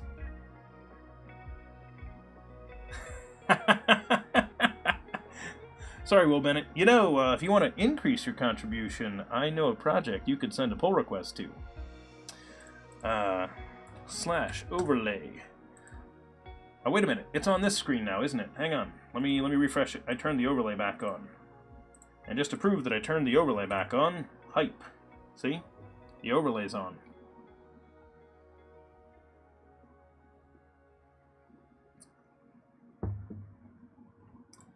Okay. Vote. New. Welcome, sad fella. Thank you for subscribing. No, not subscribing. Following. Whatever that is. Much appreciated. What do we want to vote for?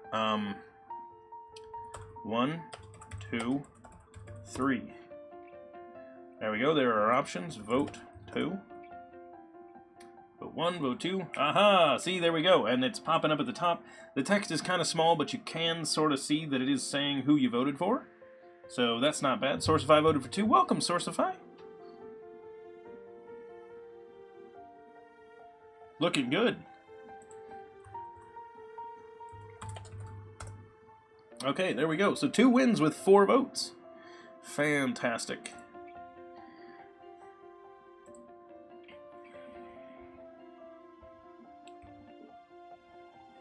Okay, so here's what we're going to do. I mentioned to you that I was not going to send this in on this branch. We were going to get a new branch for that.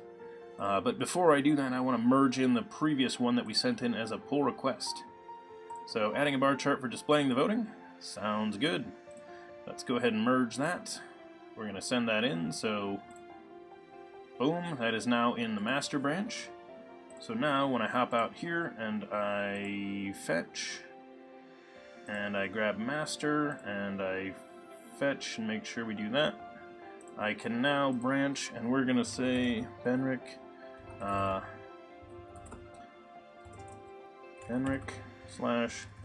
/awesome notifications. Create branch. There we go. Fantastic. Have I ever heard of a stringly typed system? Wheatlaw, I am not sure what you're talking about, so maybe, but by that name, I'm not sure what you mean. Okay, so first things first, I want to do a commit that includes the library files, which is going to be these ones, I think. Yeah, it's going to be this one, that one, and that one. Adding awesome notification library dist. And then this, whoops, that was part of that. Way to go, Brendan. Way to go. Let me just undo that. We're gonna add that one in there too. Okay, there we go. Fixed. Okay, so now we want to say that this is displaying a notification when display user voted notifications. Now I'm going to read what everybody's saying in chat about how I messed something up. They probably didn't say that. An application that internally does everything, a lot of stuff with strings, as in choice name instead of choice vote option. Instead of choice vote option?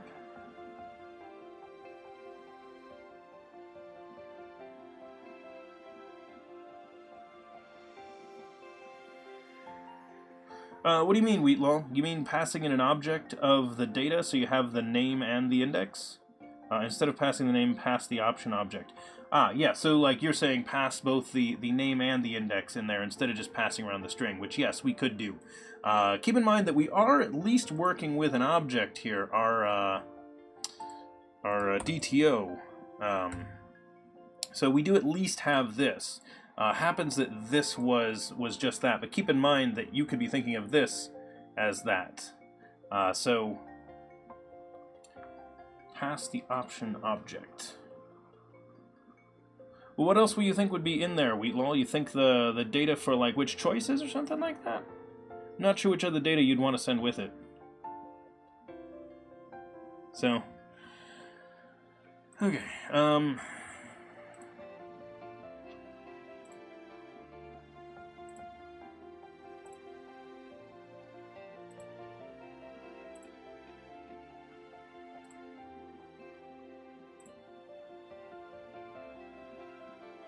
Push that up.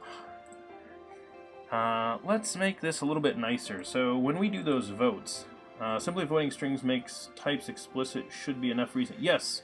Yeah, Wheatlaw, for some things, yes. Yeah, so you're saying if we want to add additional options, we would have an object instead of having to add additional parameters to that one. In this case, keep in mind that we still sort of have that, and I'll show you what I mean. So right here, Wheatlaw, so the vote received, we're passing in vote info. So if I decide to add another thing, it is a parameter of an options object kind of thing, instead of being just a string. So we're already there, Wheatlaw. That's what this is. This is an options object, essentially. So we can obviously nest that down as far as we want. So I'm not saying we shouldn't necessarily add another object on there, but I am pointing out we're not just we're not just a string. If you add another property on the choice, like what would be the other property, Wheatlaw? I don't want to dismiss the idea, because I am open to it, but I want to know like what I guess what am I getting out of that that's not already on the vote info DTO that we're passing down.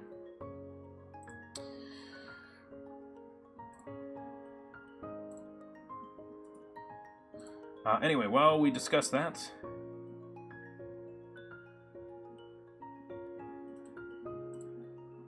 I am going to refresh this. Let's look at the options that were available in this. There's got to be something on fonts, right? Not font awesome. Size? Styles?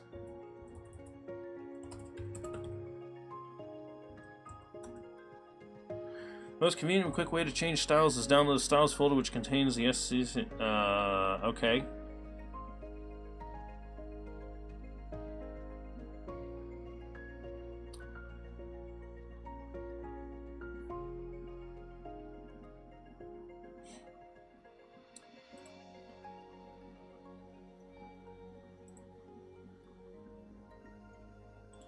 $40. What do they have in these styles?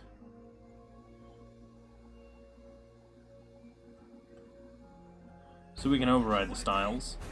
Orblocks98, welcome, thanks for following. Much appreciated. That actually reminds me. Oh man, we missed it.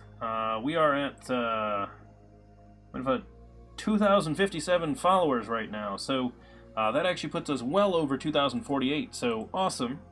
Very cool.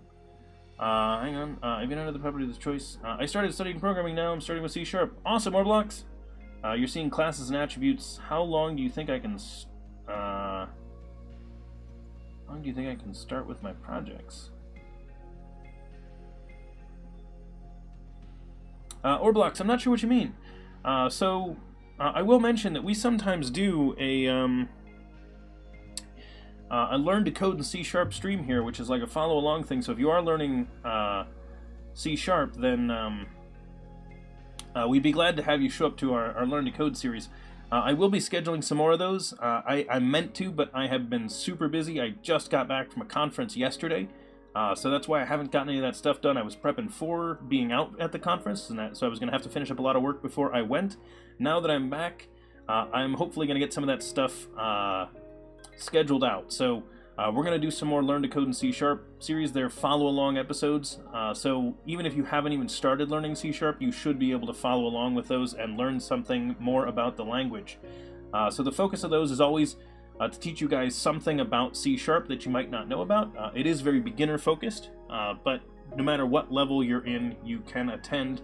And if people are more experienced and want to show up, you're welcome to show up and talk with us and help the other people learn. Let's see, Wheatlaw, a vote option could have a name, a description, a color, whatever. Oh yeah, also names could be localized or something. That's fair, Wheatlaw. In this case, it doesn't matter much. But yeah, that is a very good point. I can see what Wheatlaw, but I think it'll be overkill in this case. Instead of passing the chosen option as a string, pass evote choice object. Yeah. But always keep in mind, if you don't practice stuff for small things, you don't do things the right way when they are important. Yeah, that is fair, Wheatlaw.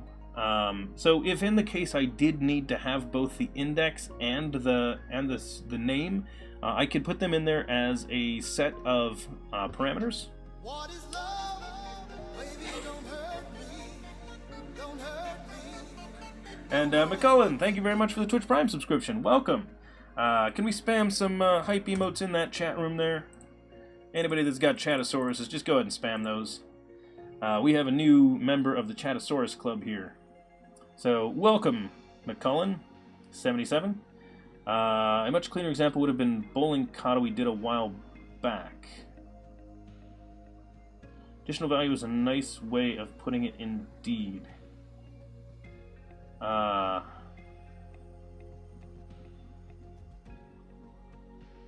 Yes. Yes, exactly. So, for anyone that's wondering what that conversation is, essentially what we have this vote info, and it has vote. So the suggestion is that we do something like we make a new class, which if C# would get us some value type or some. Wow, brain. What's the type I've been waiting forever for? And thank you for that hype in the chat, everybody. Not value types. Oh, my brain came up with that word.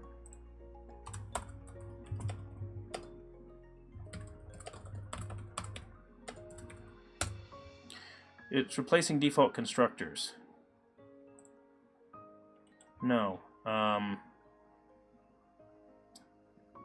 What's the word? Someone's got to remember what the word is for what I'm coming up with. You guys got to remember that. It's not a value type. It's my brain will not give me that word. These are 8 features. No. That's 7. Record types. That's what I want. Record types. Yeah, thank you, Will Bennett. Yes, record types. Yes, I want record types. Because that is, like, these DTOs I'm creating, these are the perfect example of record types right here. They basically need nothing except some of the basics. Yes, exactly, Wheatlaw.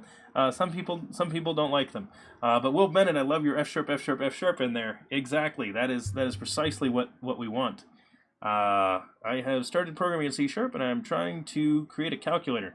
I'm not sure how to pronounce your name, A-N-1-C-1, but and is that, are they supposed to be I's? Is it like a Nisi or something? Anyway, welcome. Glad you're here. You have 4 different methods for multiplication, division, etc. How do I do so I can type a number and then go to which arithmetic operation I choose?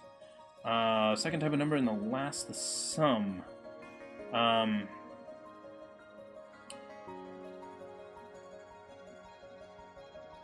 gonna have to think about what you're asking there.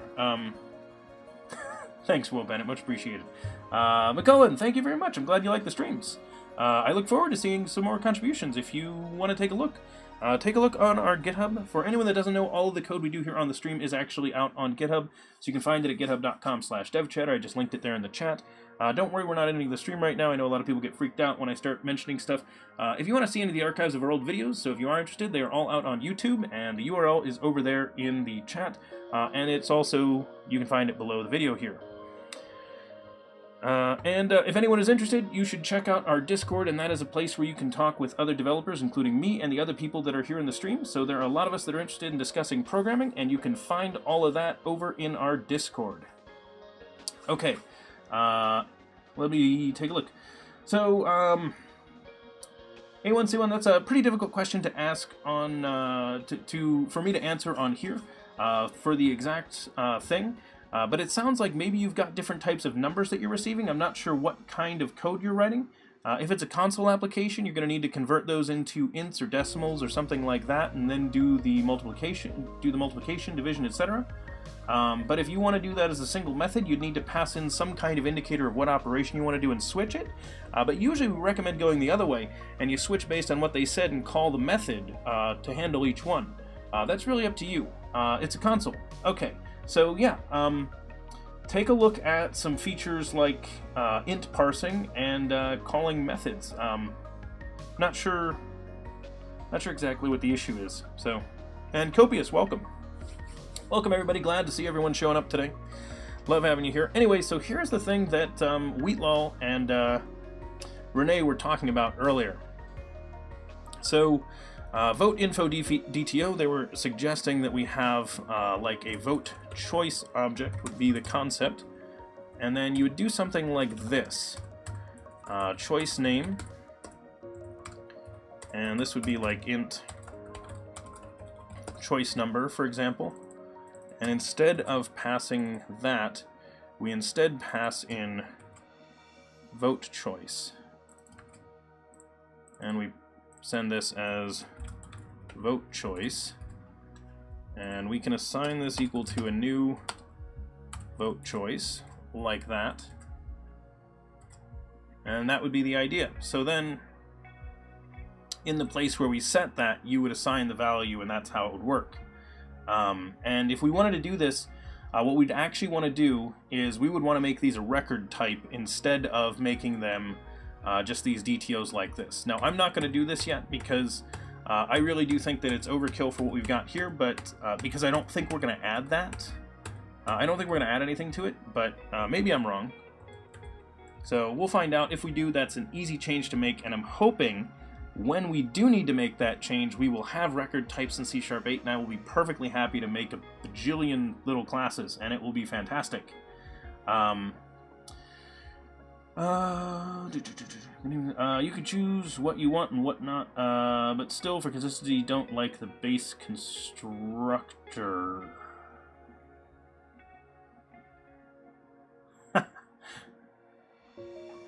And yes, Copious, I absolutely agree with your comment to make them immutable because they very well should be. So, okay, anyway. Gonna get rid of that. Let me see what changes we've got. None. Fantastic. So, what did we do in this branch? We have done that. So, style changes. I don't really like the idea of doing style changes here while we're on the stream because I'm not very good at CSS. I will admit that right now. I can make things look like a thing with a bunch of effort, but it's usually a bunch of headbanging until I make it happen. Which maybe we'll do that on stream. We want to avoid voting fraud. Thanks, guys. A1C1, welcome. Thank you for that follow. I'm glad to have you here. And if no one has yet, I really do recommend joining the Discord. It's a chat application, think like Slack, but for gamers and Twitch streamers, things like that. I think it's very good for communication with the rest of us that are interested in programming. So if you want to talk with any of us about stuff outside the stream, that's a great place to do it. I tend to move toward read-only objects in my day job now too. Yes, Renee, that's again one of the reasons why I'm looking forward to some of that stuff. We heard a lot of scary stories about voting machines in the US. Yeah, Copious, it's mildly scary. If I join the Discord, I will just spam everyone with questions. How do you deal with updating nested immutable structures? That's just it, is you don't update them, FuelSnable. I think that was the point. And Copius is right. Feel free to join and talk with us about stuff. We don't mind questions and discussing programming. That's why we're all here. And XCrossYT, welcome. Thanks for following. Much appreciated. Okay, so I think that will work well. Let's go ahead and, even if I don't actually send this one in, no, not stream info. We want to hop over here, go to the DevChatter bot. So compare and pull request. And this is going to be adding notifications. So we're going to create the pull request for that. We're not done with it yet. We're just creating the initial pull request. We are still going to make some other changes. What about creating a new deeply nested structure where update a single nested field? I know what so FuelSnable, the point is that you generally want to only use immutable types for things that aren't going to be changing like that. And XCrossYT, we are working on our chat bot technically, but our chat bot, in addition to just being the bot that's talking in the chat room over there, it is also doing overlay on our stream. So right now we are doing stuff that overlays on top of our stream. So that is what we are doing. Okay. So I hard-coded that for now. I'm not a huge fan of having put that in there like that, but it's not the worst thing. What do I think about Blazor and WebAssembly? SharkDeed.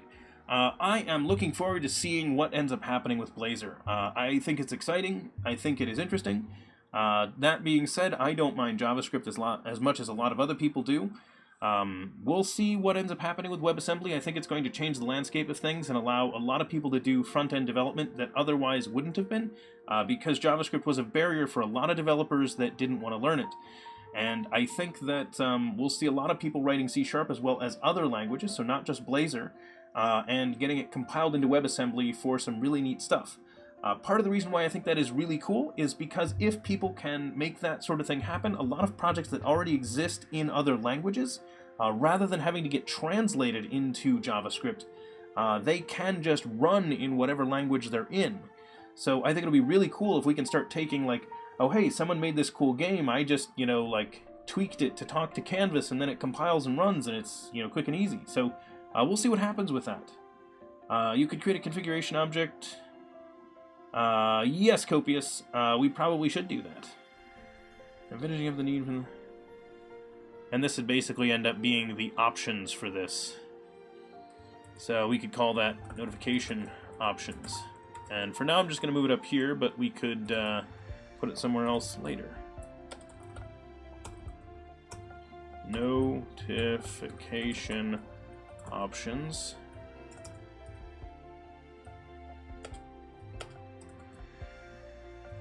There's the, bare minimum, yank it out of there, so it's slightly less hard-coding. Okay, I learned using var for variables in JS. Is let anything different? Yes, Rubik's, let is a little bit different.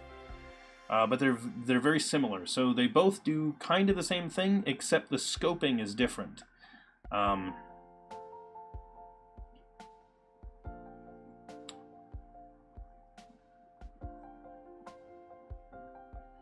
WebAssembly equals code reusability, performance, and predictability. Very good description there, BM Rosantos. Very good description. You gave me a comment. I just spent the last 30 minutes finding an extension to color my comments. Oh, Katrina. So my comments are colored by ReSharper, and I believe it actually gives me some customization to control what it does for that. For my my to-do comments, but I don't remember exactly where that is. And CodeRush will also mess with all of your styling for those kinds of things, so Will Bennett is correct. There's a lot of good stuff about that. XML comments or normal code comments? Yeah. Oh, yeah, see? Thank you, Copius. Yeah. Yep, there's a whole bunch of stuff, lots of customizations, lots of extensions to Visual Studio, so if you are a C# developer, or just run Visual Studio. Maybe you're a C++ developer that uses it for some of your work. There are a lot of good choices there. Okay. Full options to be less hard-codey. There we go. We're still slightly hard-codey there. There's nothing wrong with VI. And yeah, CodeRush now lets you embed images and comments, which I think is a really cool thing. I don't know how useful it is all the time, but who's Cody? Thanks there, Rubix. Okay, so I think that is pretty good for having some defaults on the notifications. What other kind of stuff can we add notifications for?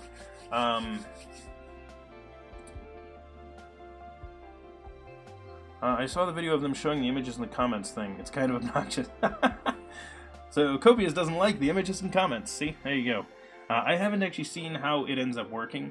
It could look a little wonky. I don't know. I think there are a couple of places where it could be useful.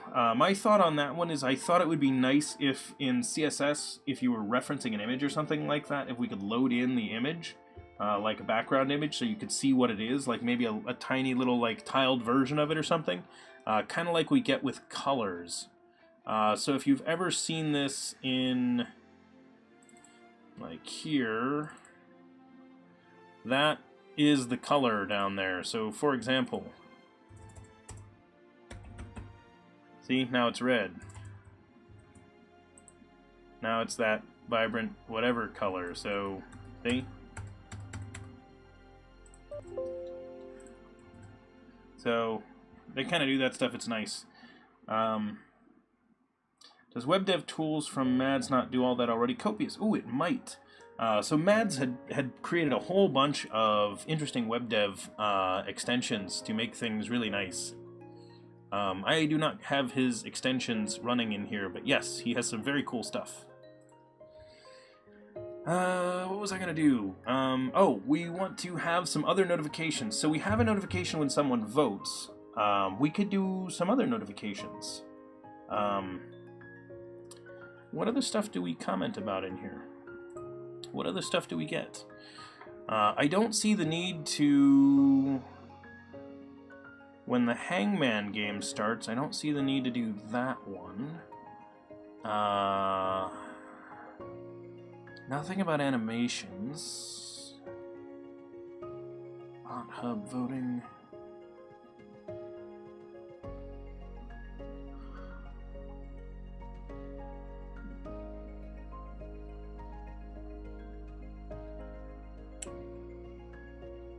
Oh, we could mention the duel.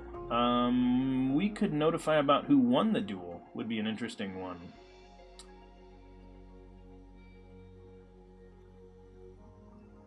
Oh, so I'm manually closing the voting right now. Maybe we should make that a votes end after a specified time period. So let's create an issue for that. We will make this a new feature. End vote after specified time. Allow a vote to end after a specified time limit. Example.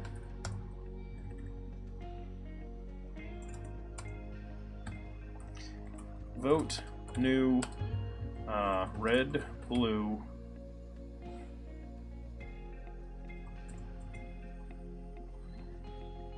Ooh, how do we want to do this?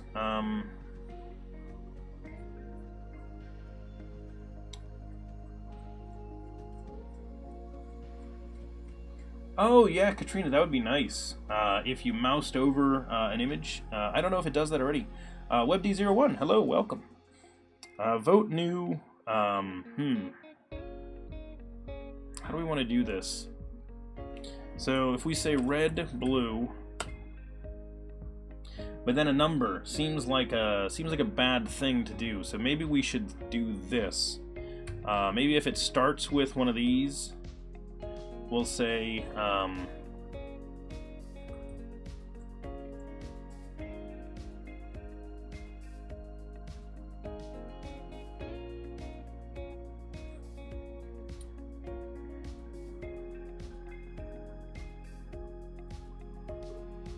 because I'm worried about being able to vote for numbers. Yeah, if I make it the first one, though, Will Bennett, then we end up with a little bit of a problem. The problem being that we can't ever vote on numbers. So I can't do, like, this, for example. I can't say vote, you know, new 421337, right? We can't vote on whether 42 or 1337 is better if we go that route. So we might have to look at how we are... Ooh, copious. Now that's a suggestion. Choice is timeout. Okay. Options and time. Yeah, we could do that. Rig and simple. I like that.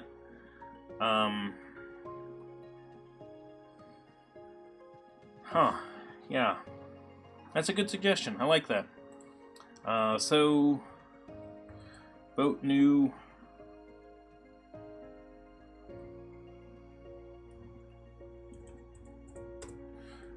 and actually, why don't we have the options just be the ones, and then we'll just do time as a separate one. And we'll say something like this. So, vote new time, and this will create a vote on whether red or blue with a 2-minute time limit. If no time specified, vote must be ended manually. With a, hang on, let's make these bullet points. With a time limit, vote can still be manually ended early. So we can still end it early no matter what. If there's no time limit, the vote must end manually, so it's going to be infinite amount of time. That's the voting. So I'm going to leave options without specifying, but the time you'll have to specify. So if we get this is an invalid choice, so you can't have dash time as a choice, and then we'll make the ones after that. You can't separate vote start and then vote end time. Will Bennett, that's an interesting suggestion. I like that. Hang on, creates a vote on whether blue is better. Yeah, let's do this.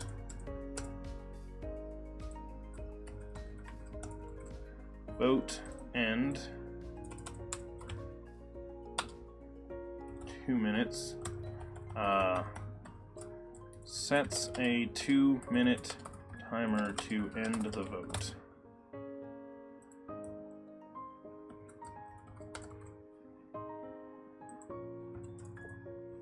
Let's say that this ends the vote immediately.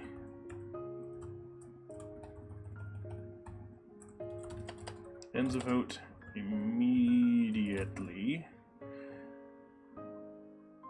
That just sets a timer.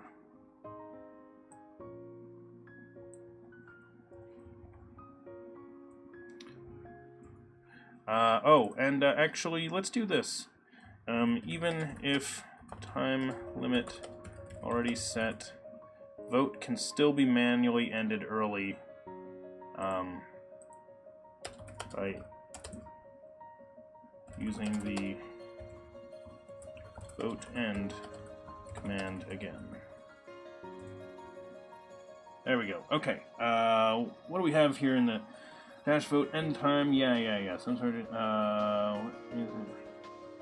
create a vote time that stops running vote after X. Yeah, exactly, Renee. But I'm thinking, yep, I like Will Bennett's suggestion of instead of setting the time, just saying vote end with a time, because then we only really have two things that we're doing. We're either starting them, ending them, or we're participating.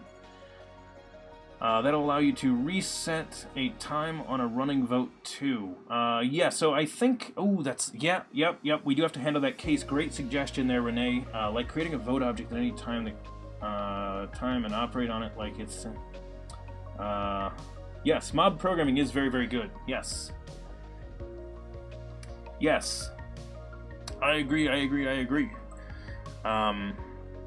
sets a 2-minute timer to end the vote. Will override a previous timer. Vote ending timer. So you can add time by end in 2 minutes and it'll have a new 2-minute timer that starts up instead. So there we go. I like that. This needs a couple of labels. This is an enhancement. It's not a bug. It's not really an improvement to the code. That's a good first issue, actually.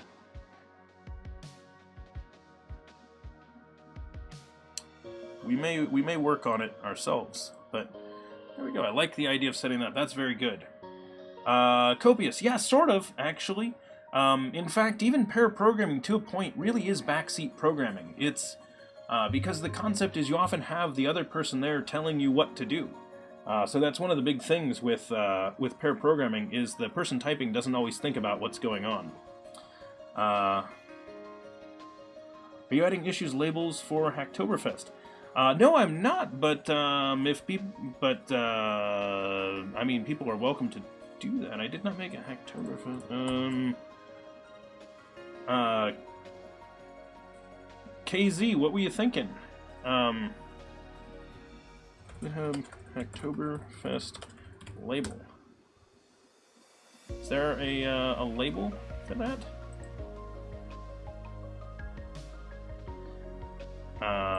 So this group.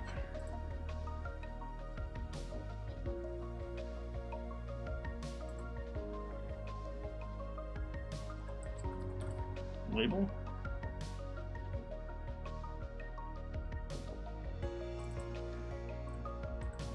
I hadn't, but I will.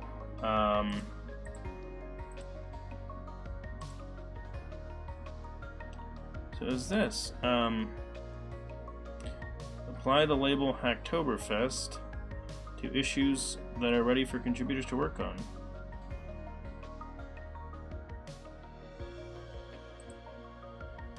This one's a really good one for this.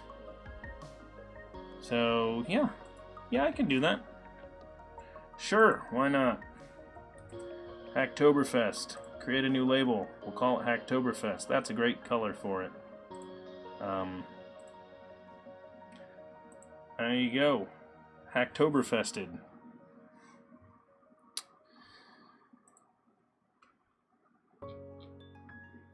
Oh yeah, no problem, KZ. Sorry about that. We have a Nightbot in here just to stop people from posting links that could be malicious in some way. Yeah, if you post a link, don't worry about it too much. The bot's a little overzealous sometimes. It also seems to think that some things are links that really aren't. All the stuff in .NET, it gets confused by namespaces as well. So don't feel bad. So this was adding notifications. I think that is an awesome change. I think it's very good. I think it works well. So cool. Some other issues.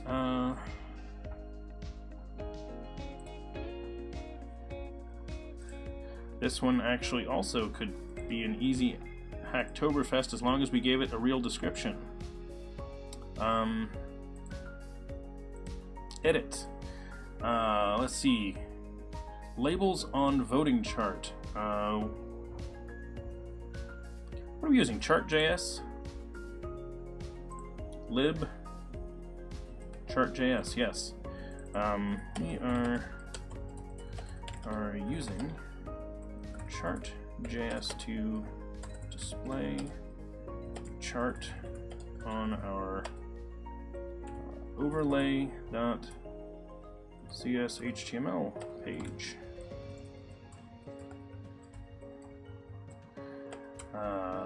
The chart is displayed in a voting in an HTML canvas element, and that's and is created in the voting.js file.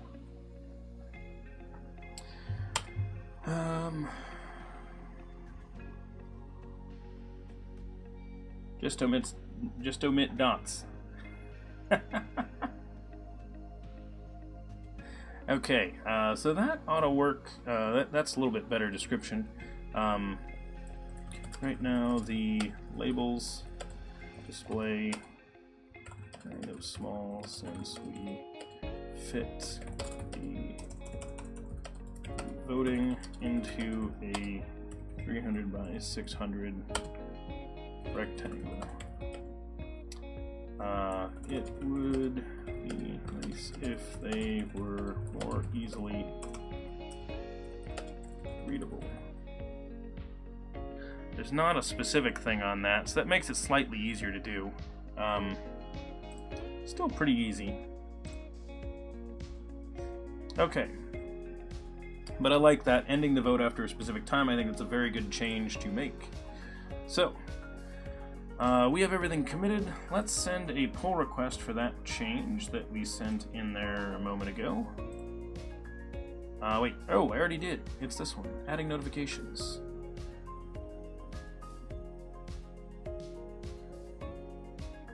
Pull later, less hard copy. Yeah. Hard Cody. Hard Cody.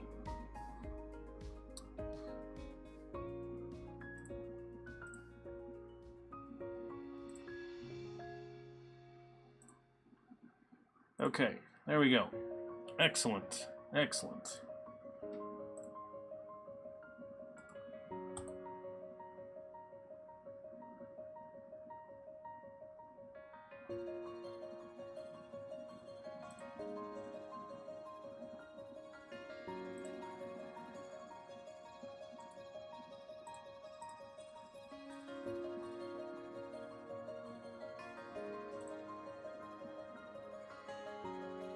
Hang on, sorry about that. I just want to look at something. I will be 1 sec.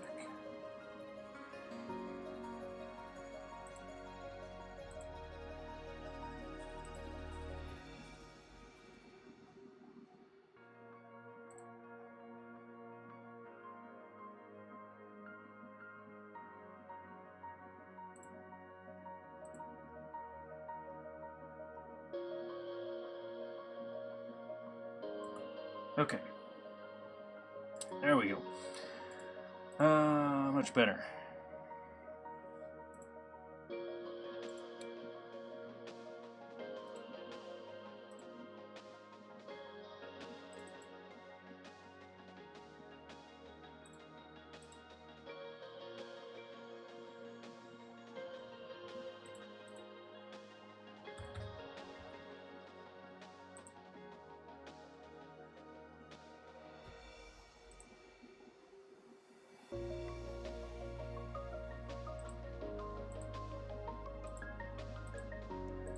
There we go.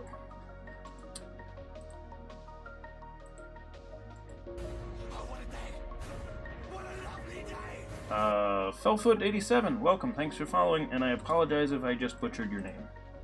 Which I hope I did not, but, I'm not always great at, you know, getting names right. Vote end. Yes, I did leave a voting thing up, sorry about that. Okay, so, there we go. Perfect. Fantastic. Alright. Where were we? We were going to make some changes.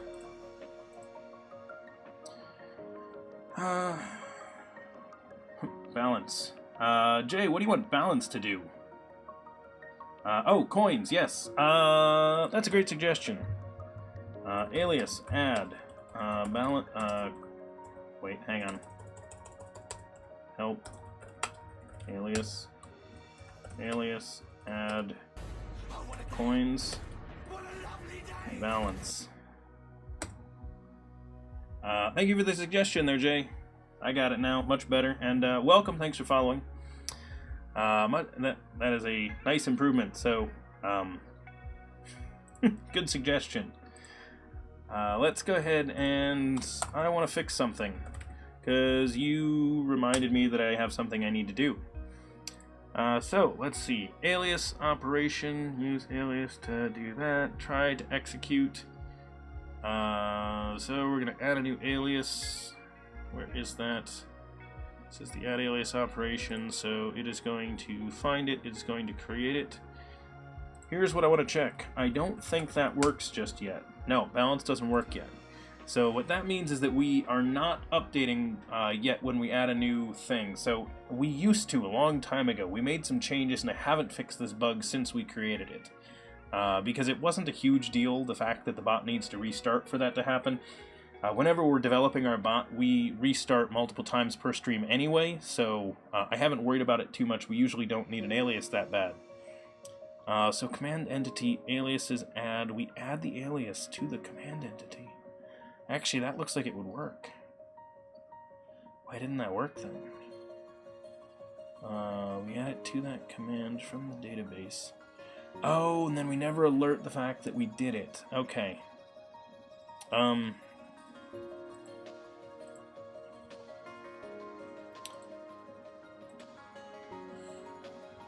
So, if we take a look at our alias command, we come back here, we definitely don't make any changes.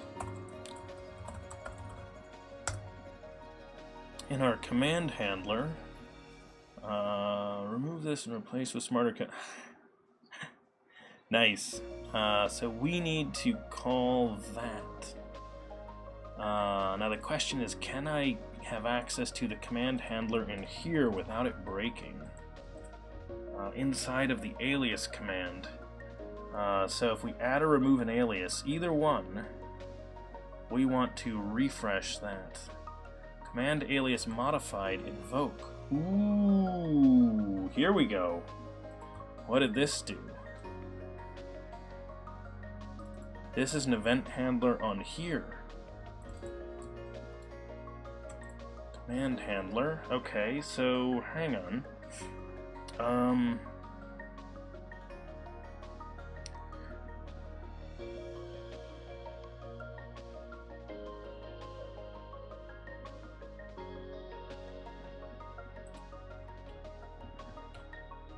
So let's do this.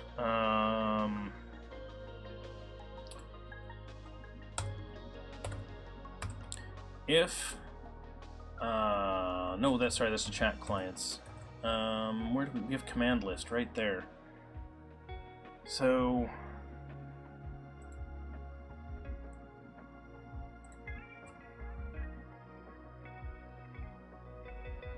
refresh the command list. Is that what this is doing?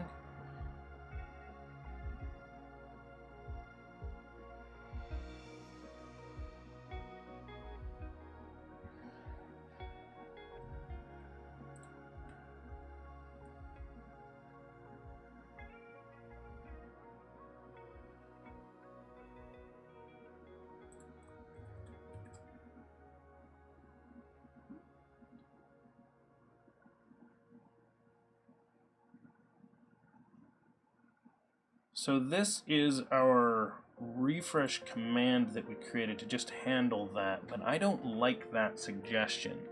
So our command list, I don't like the fact that it uses that. Get enumerator, they're just accessing that. This is an enumerable of ibot command, so that means inside the command handler I could just do this.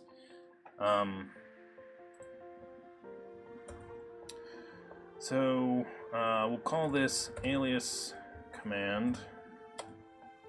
Alias command equals command list dot singular default. There should only be one. Where the X is alias command.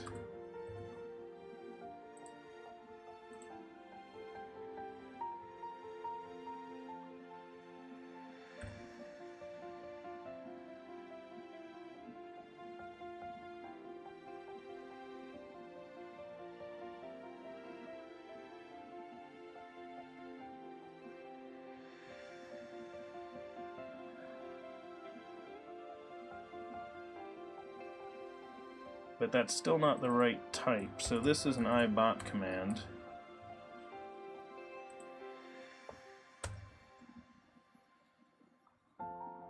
So we'll say if alias command is alias command,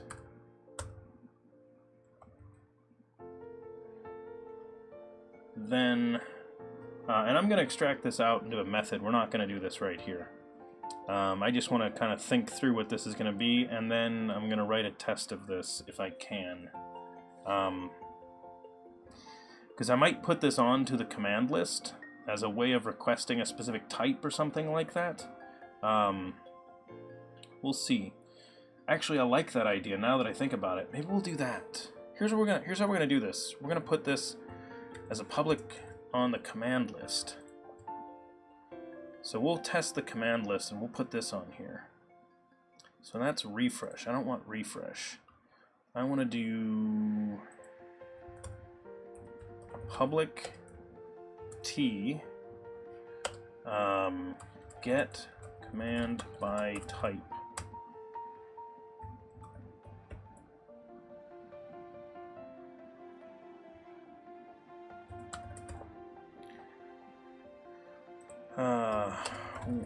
What is it? Where t is ibot command.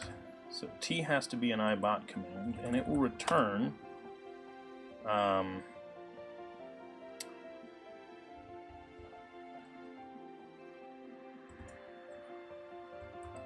return underscore list dot single or default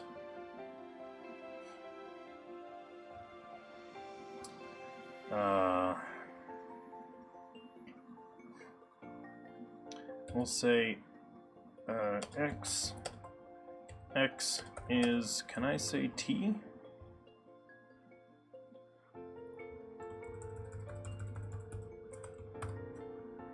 That gets us a command by type, and we'll say as t.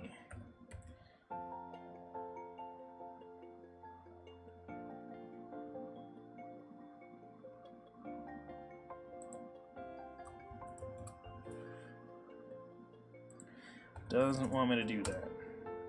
Actually, now that I think about it, hang on. Why doesn't it want me to do that? Add the class constraint. It will be a class. Do I need the... Okay, there we go.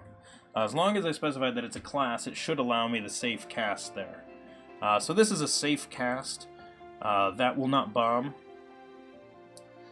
Will of type T work?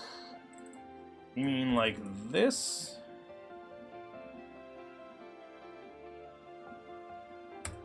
I could do this and then say single or default on that, and that'd do the same thing, and then I wouldn't need to cast it, I think, right? Yeah, great suggestion, Renee, great suggestion. See, that's why we like pair programming.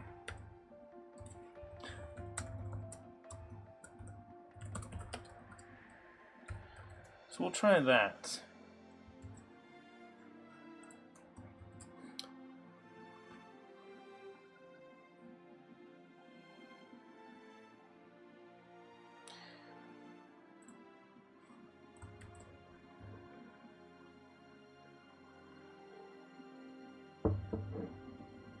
Okay.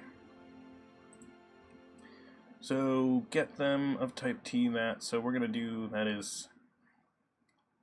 Well, it's funny, because we could actually do that on the other piece now, but I like this in here. It's a little nicer in here. Get rid of that. So let's say command list dot get command by type alias command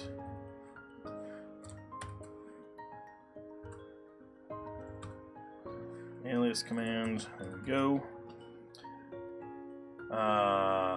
But I actually just want to do this.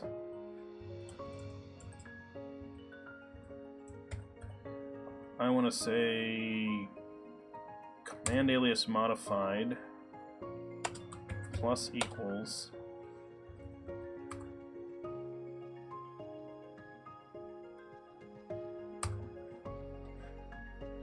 why is that complaining?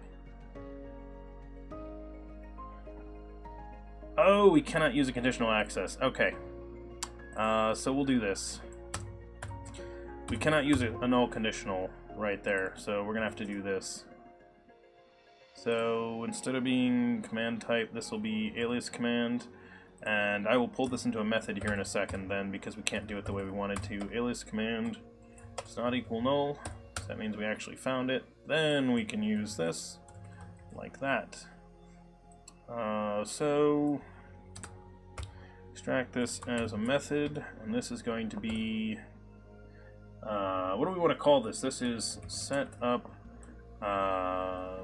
alias updating. Set up alias updating, and then command alias modified. We're going to rename that. We're going to say alias modified is the name of that. And even though we probably got the value that changed, I am just going to call derp refresh. No.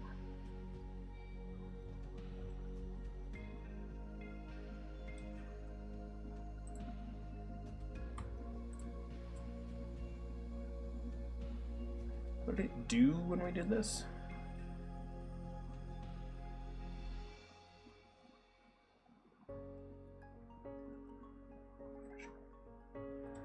Well, hang on.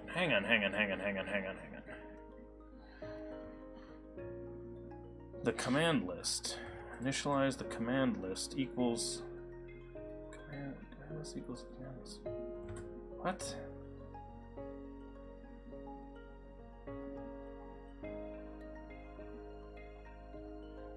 Doesn't make any sense.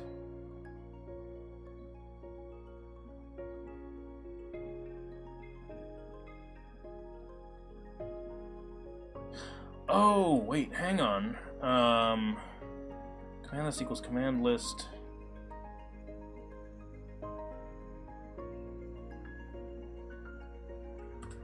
Initialize it with a new command list?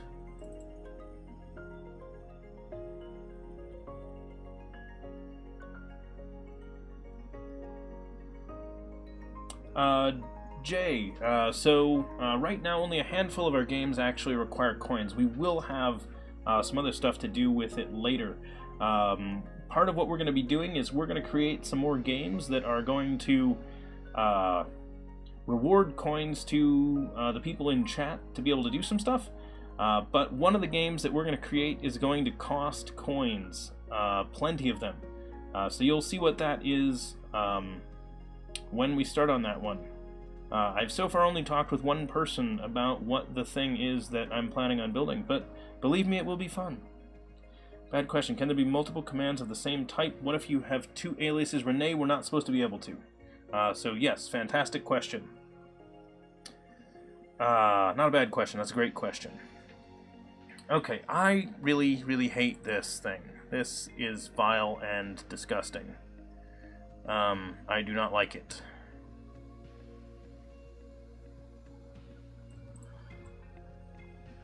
What does command list take in when it starts? Just the list of all the commands.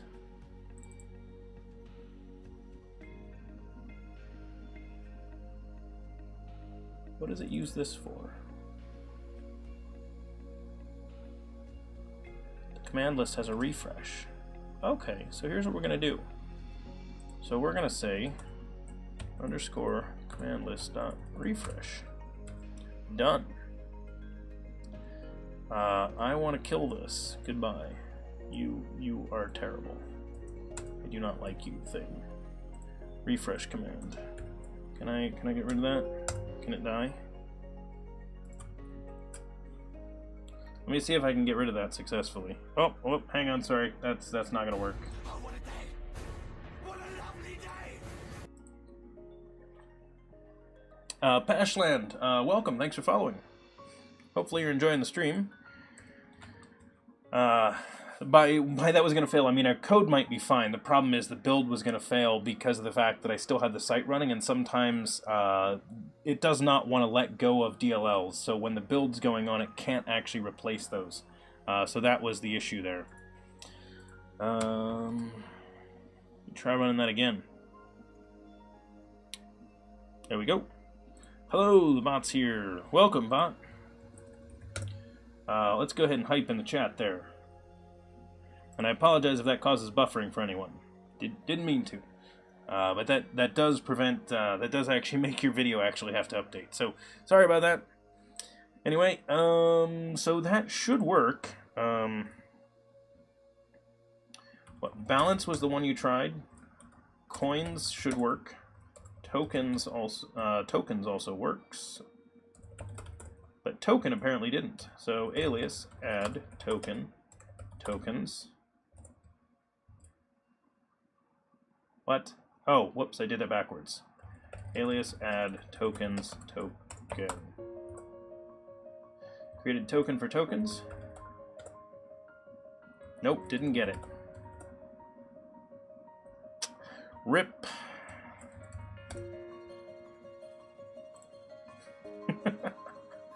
Alright, let's go ahead and try that again. So, why didn't that work? We're going to debug this. Let's see if that ever happened. Well, actually, that should get called, so...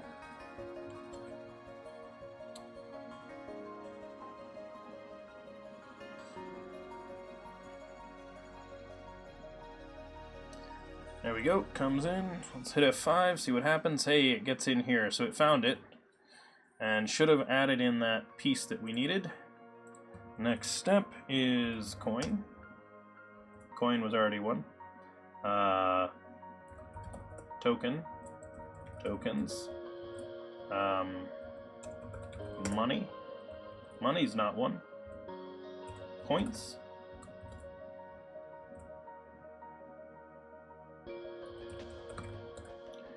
Balance works. Okay, so alias. Add coins. We're gonna add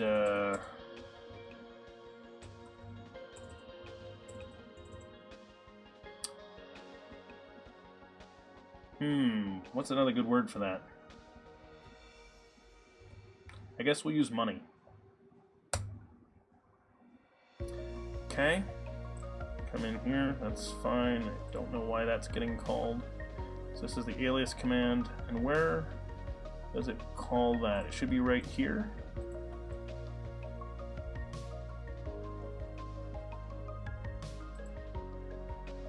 Ooh, I need to figure out what that was.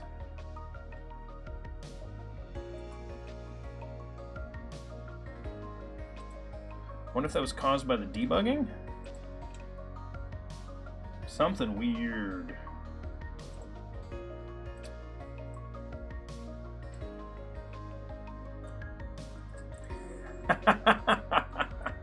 Thanks, Will Bennett. Yeah, I know, I'm spamming my own chat. I think I can get away with that.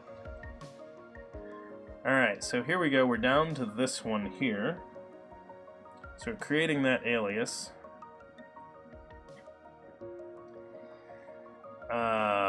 So those should be the event args. I should call refresh on the command list. So now that I think about it, I didn't confirm that that works.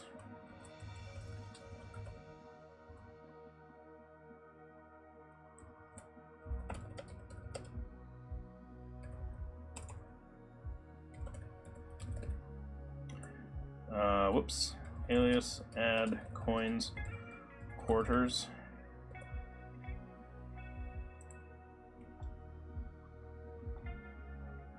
So it definitely calls refresh. It doesn't wire that up. So what's happening in refresh then, I wonder? So clearly that's where we're missing it.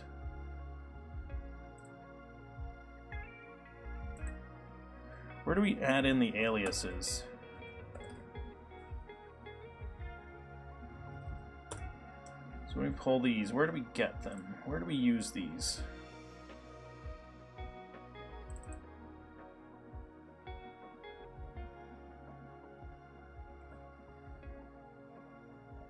base command on refresh command data. Where do we call this?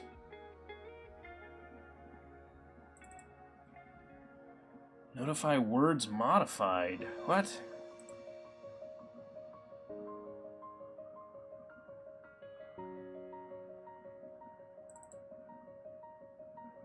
You kidding me? We have this thing right here.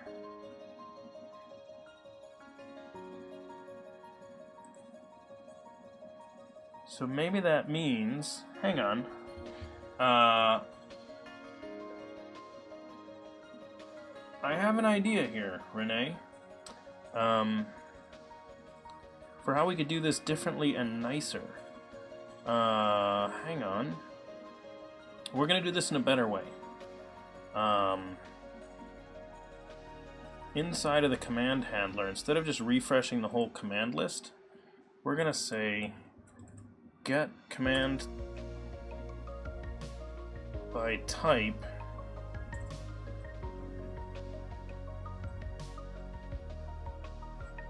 except that we have to allow this to be called with a type instead of a type. So let's do this.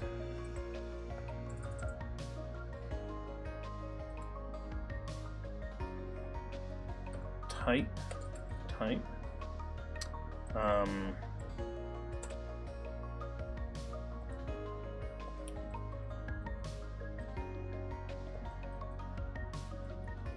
No, because then we can't pass it in that way. Hang on. How are we going to do this?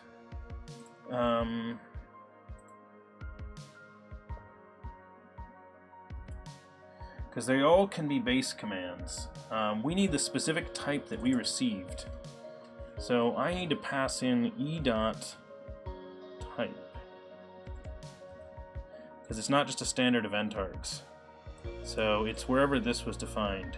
It's not an event handler of event args. It's an alias updated event args.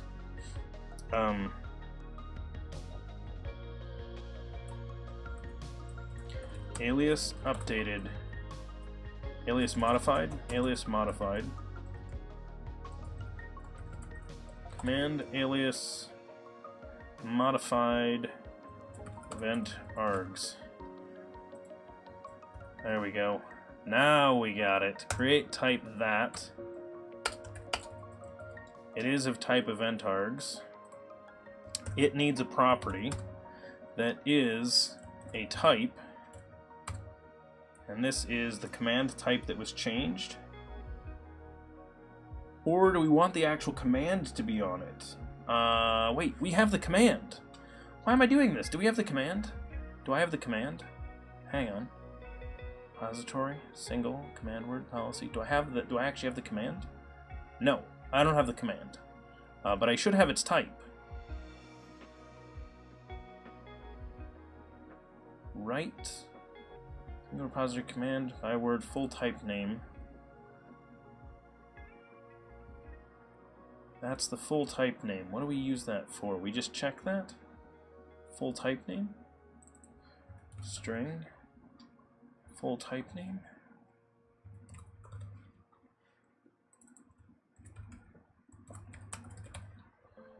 Full type name. New. And event args. This needs a constructor that accepts this type.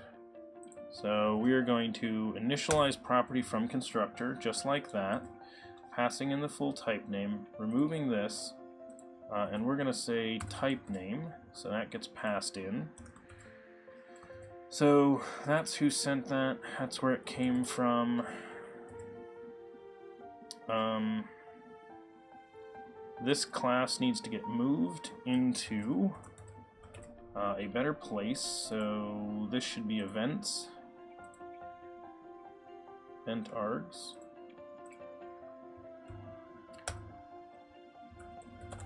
Command alias modified event args.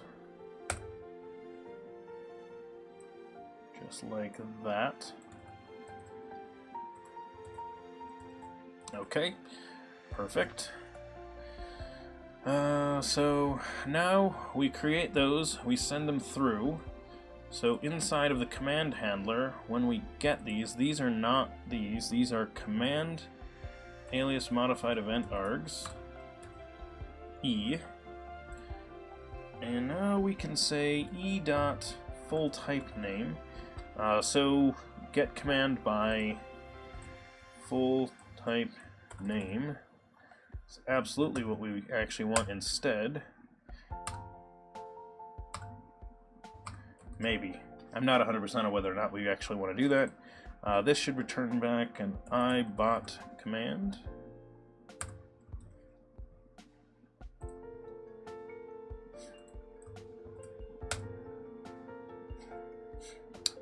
So return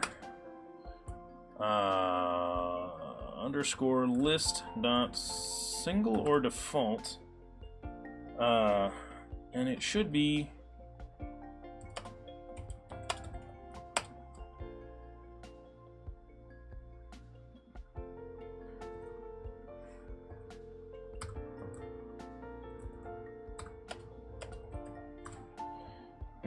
not the best thing, not the best way to write that, but I think it'll work. So we'll just say grab the one that has that type, and then when we get it back, we'll store that there, and this will be command, and we'll say if command is base command, and we'll call that base command. So we'll say base command refresh. What? I thought this had refresh.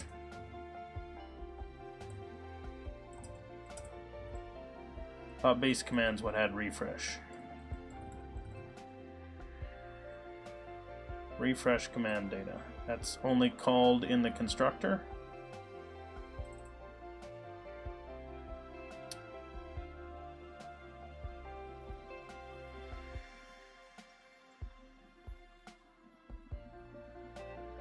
Cooldown, and text, help text. Okay.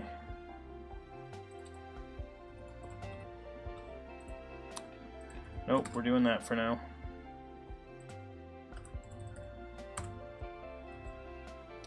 So we will refresh just the one that actually needs it, which means that this one no longer does. So we don't actually need... Oh wait, we do need that one. But we don't need that other command anymore. No need for public. Why not, Wajsik? Why don't I need public? You have it in notify modified data? Oh, does it have a thing? What? Oh, notify words modified. Thank you. Yes. Good call, good call. Yes, you found exactly what I needed. Notify words modified. Perfect. Thank you. Good memory, good memory. Much appreciated. So we will notify that that was done, and actually, now that I think about it, did I have that on... Was that on here? No. Okay. So everything else is still needed.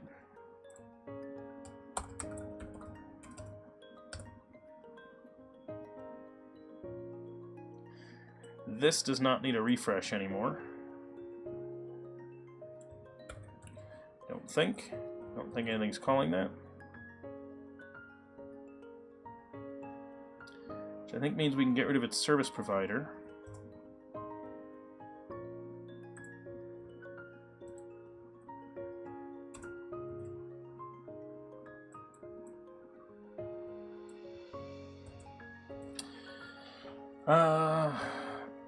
Thomas, what am I making? We are working on our chatbot. Right now we're doing a little bit of a maintenance update to it to fix it so that it can update aliases for commands. So we can alias any command that is in our bot, any of the actual commands that have code behind them. Obviously, if the command is just a literal like string response, we don't really worry about that one. Although we could potentially add alias support for that eventually, we don't have it today. So that should work, I think. Earlier we were adding notifications that pop up on the screen when people vote in our voting system, so it actually works quite nicely. I like it a lot. The notifications aren't bad. Hang on. Yep. Derp, command list, to list, and P.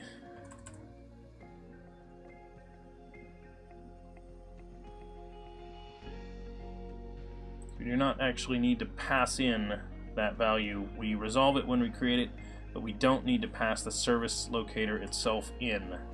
So that is a nice improvement. I like it. That is better.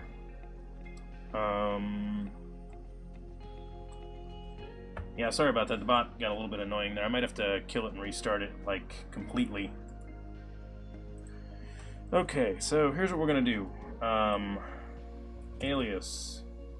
Add.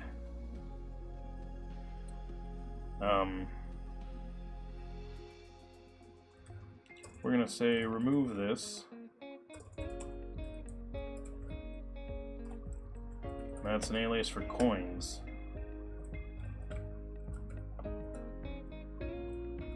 Nope, didn't work right away.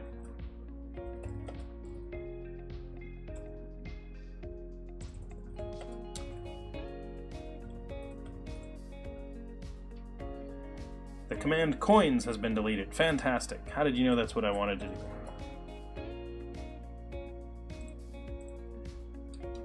Well, there's a bug.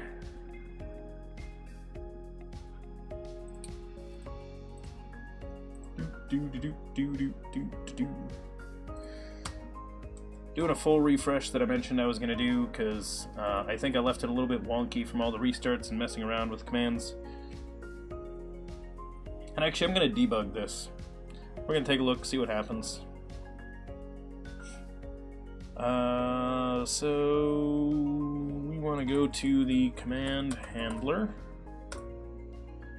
Inside of here, we want alias modified right there. And we'll see what it ends up with. Did this not go? I didn't see the bot say hello in chat again. So we'll try that again. Second time's the charm, apparently. Let's see. Coins. Alias. Add.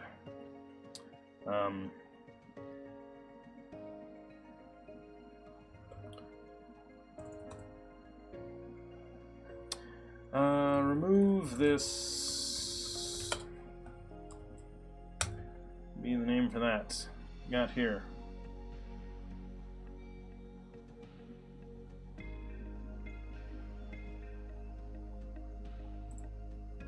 What? Well, that shouldn't have happened.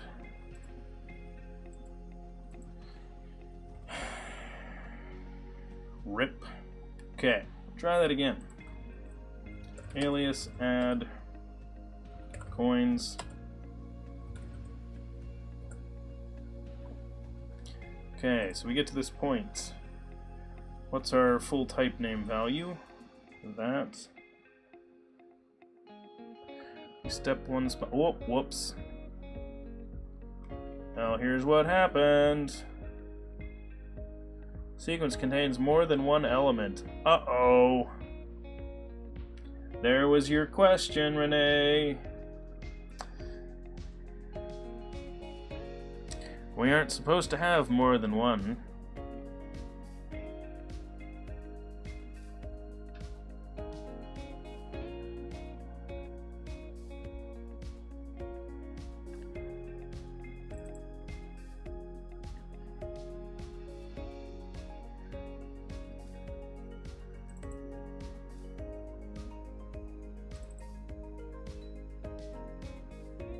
Wait, I'm confused. Oh, okay, so it was in the process of processing it, and we're actually seeing the error at the wrong place. Okay, that's why. So let's do this.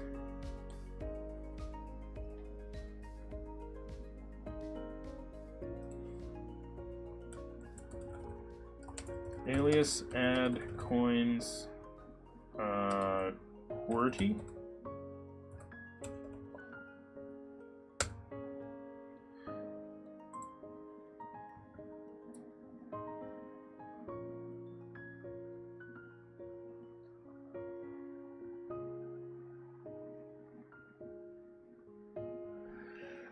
How many items are in this? 54. What the?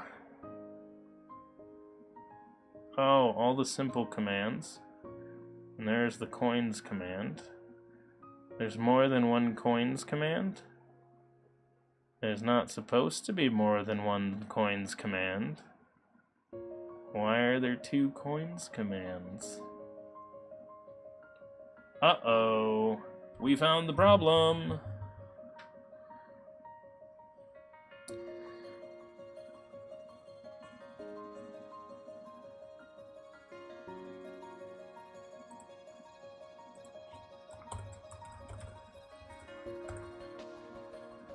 That is definitely the issue.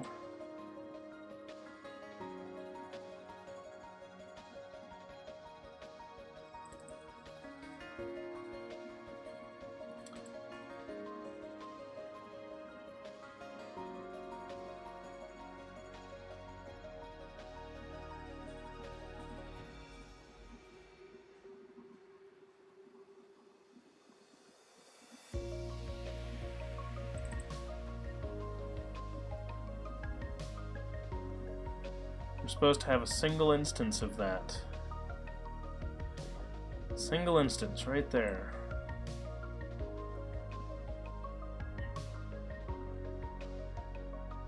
Yeah, Renee, I could first or default it, but I don't think. But that I don't want to do, because I want to figure out why this is. Because this is something actually wrong somewhere, and how this gets set up. Let's see. So we called those from those places. The currency module should be registered here. Now, where did I create all these commands? I bet I did that. I bet I automated the creation of commands. Right here. And currency is part of that.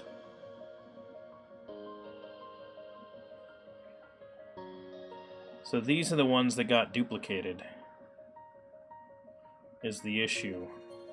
So because I decided to do that, for each one, if it was assignable to that, we created it. So that means that inside of basically anywhere that I registered a command, that was wrong. So let's not hard code any of those anymore. So we're going to remove these commands because they've been duplicated. So we're going to find the other spots that we implemented a module and registered a command, because that's where we're going to run into the issue. Because the commands get automatically wired up as long as there was nothing special about them. Okay. Glad we're finally getting around to fixing this. This is a very nice thing to change. And sorry about the bot spamming in there. Yeah, so exactly, Renee. We want to fix how it's created.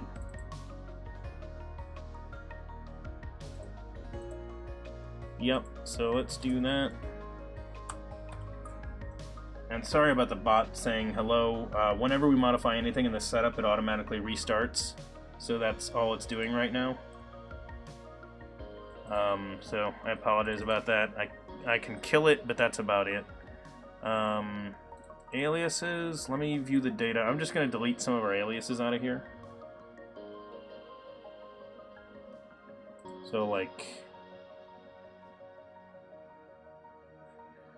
I could remove these the other way, but this is just a nicer way of just getting rid of it. So, delete. And we'll delete these two. They can go away. We don't need those. Let's actually get rid of the token one, and we'll use that as our test. Okay, there we go. Now I'm going to start the bot. Now when it says hi, it's actually saying hi because it's arrived and we can work with it. So, yay. Okay, step number 1, alias, add, coins, token. Should come in here. This time, when we look at this list, full type name should be a value that's coins command. We check in here 50, so that's 4 fewer.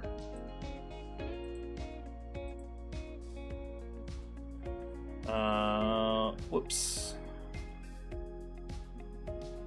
Sorry for this text being so small. There's the coins command. Definitely wasn't before that. Any other coins commands?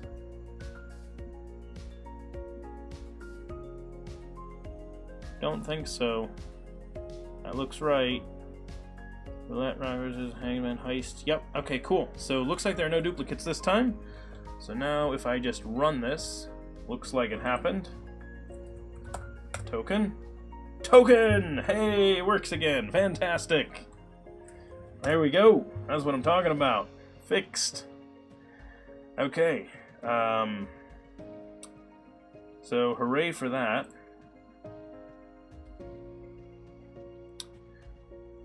Awesome notifications. Did I merge that in? I can't remember if I merged that in or not. Let me take a look. Pull request. Did that merge in? Yes, it did. Okay, so in that case, I want to jump back to master, fetch, and now we're going to make a new branch called Benric, fixing, aliasing.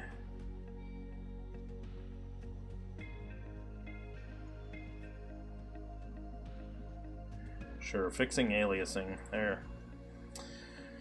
Okay, so as part of this, we messed around with a bunch of that stuff.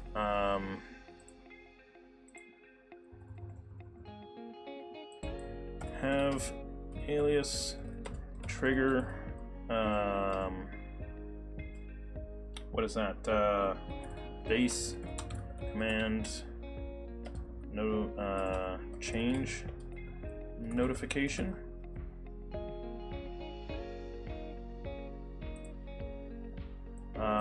But first, actually, I want to get this one. Where's my currency module? There it is.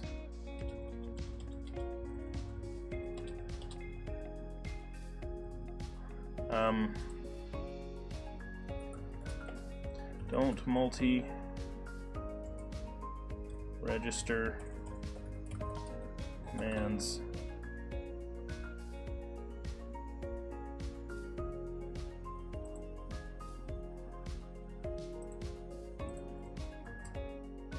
And that's what we're doing there. Okay. So that's a nice change.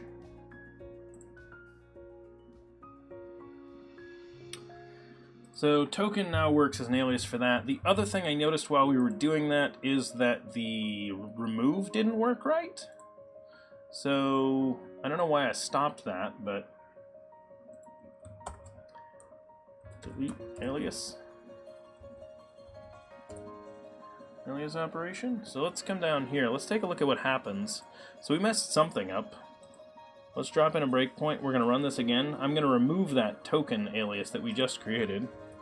So alias remove token.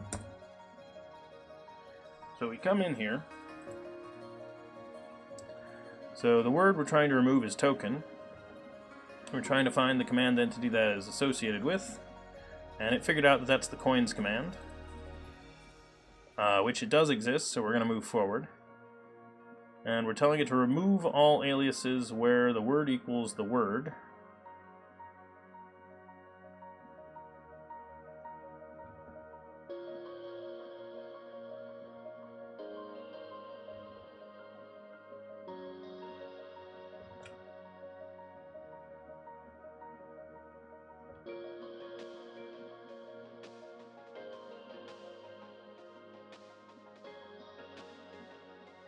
what is this? A second operation? Hang on a second.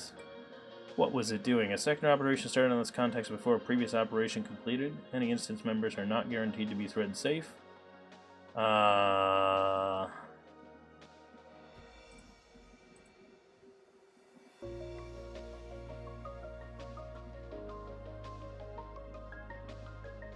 Hang on.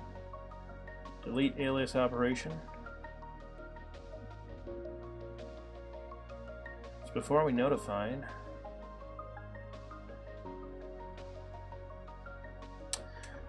Johnny Meyer. So I actually, I like the term community taught, and the short answer to that is, I mean, yes and no. So I learned programming when I was a kid, and then I went off to college, so I have formal training as well in computer science. I have learned a lot from the community, from the internet, from books, from other developers, from watching courses, from going to sessions at conferences. I have pair programmed with a lot of other developers that are very, very good. Line 39, I used the wrong argument.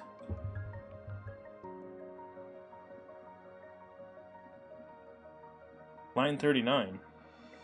Oh, yes. Yes, I do. That is correct. I should say word.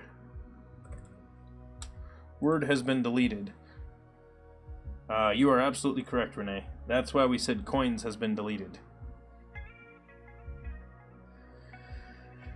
The command, I should say the alias has been deleted.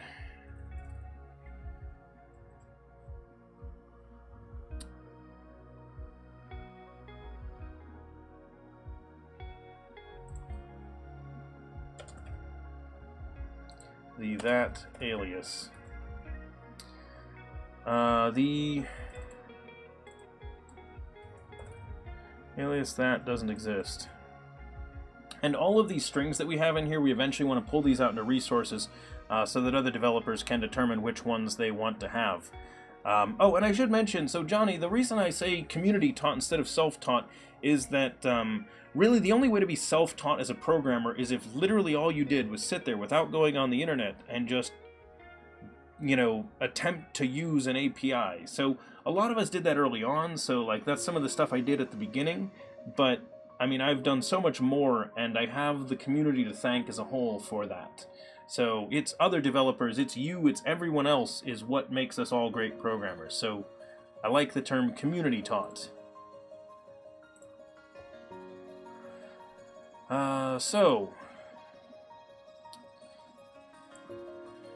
Command aliases, remove all.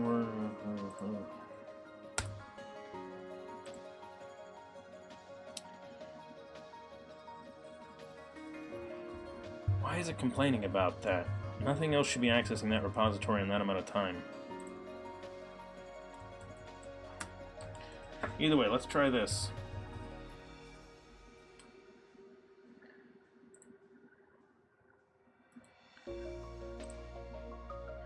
View data. Anything that needs to get removed? Token. We'll try to remove token.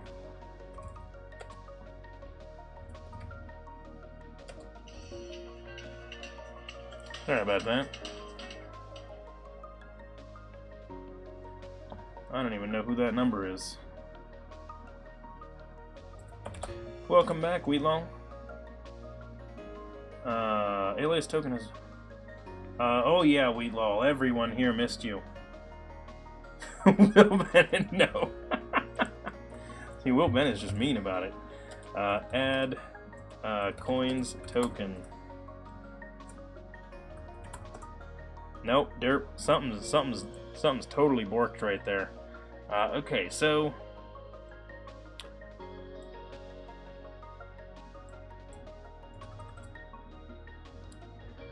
I'm gonna do this.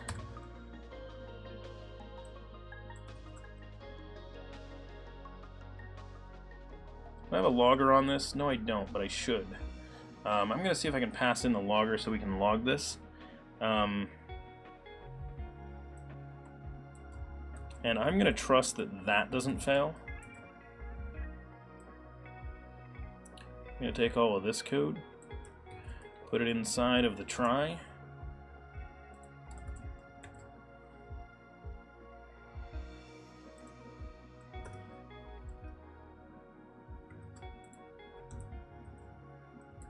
So grab the word, try to use it. I need a logger on that before we do that. I don't have a heart, I have a CPU.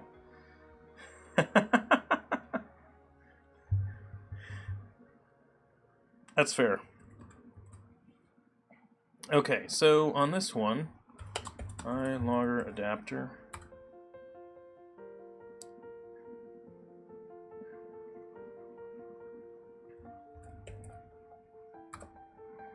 We'll accept the alias one.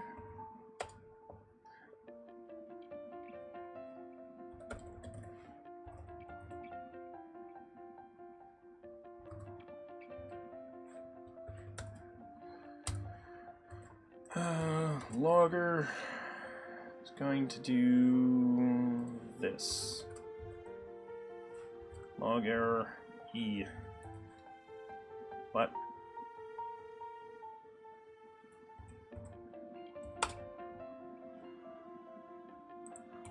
Pull this out as a message.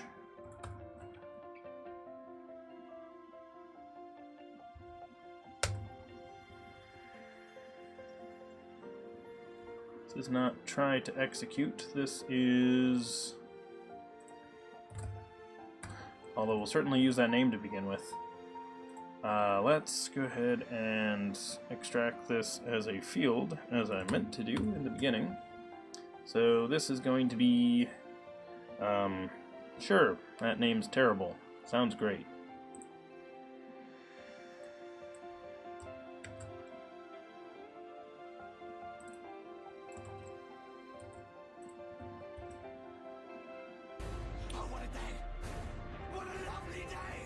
Oh, nope. Actually, nope. That was the correct way to do it.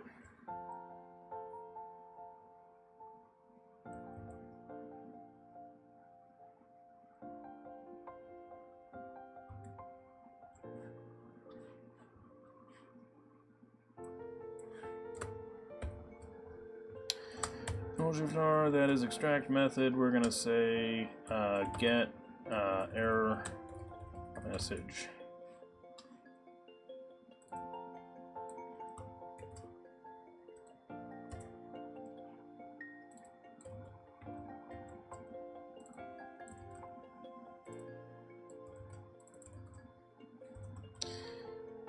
So get error message. Whoa, what happened with that?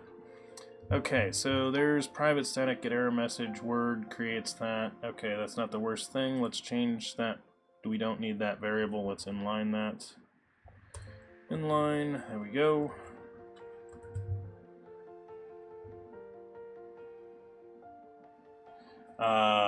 Hang on, what's going on? Virtual view provider. Riku, welcome. Thanks for following. Glad you're here. Hello. Hey, Bokyo, you're here as well. Greetings.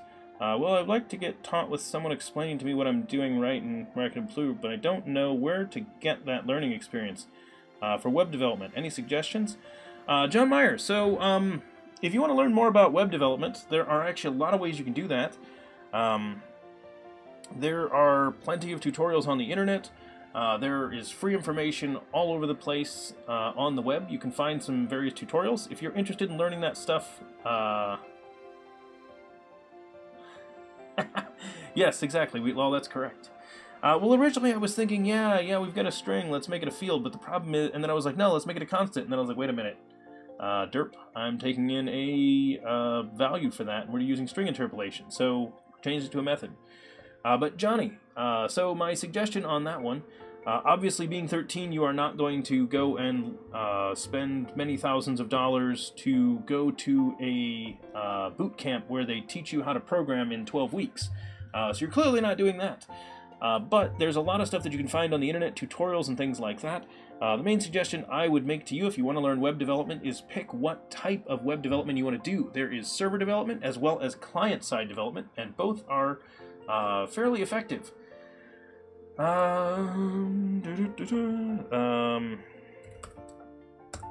if you want to learn C#, which is the type of stuff that we are doing here, you are welcome to hang out on the channel, click the follow, and I'm also going to be doing some Learn to Code episodes here on the channel. I just linked to what that is there. But there are a bunch of other resources in addition to what I do here that you might be interested in taking a look at. Yes, so, yes, so people are correct. You want to learn both, but I wanted to figure out where you wanted to start. So some people are just thinking they want to do front-end design, and the idea when I say back-end, what I'm actually saying is if you're going to do back-end, you're going to be full stack. If you just wanted to do front-end, that usually means you wanted to do brochure stuff, and you did not actually want to do, like, you know, full-stack web development. But if you are interested in doing everything, including all the coding, connecting to backends, and other things like that, and really building, like, web applications, I would recommend that you take a look at, well, you can take a look at a lot of platforms. I use C# and ASP.NET Core, and if that sounds fun to you, there's some useful stuff on the internet about learning that as well. I linked to a Microsoft one that actually, did I send you the right one? Yeah, that looks like the right thing. There's a whole lot of stuff. If you check out the Microsoft documentation, that's not the worst place.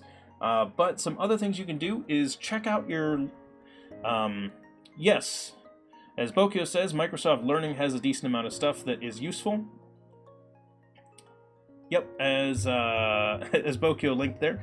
Node.js is also an option.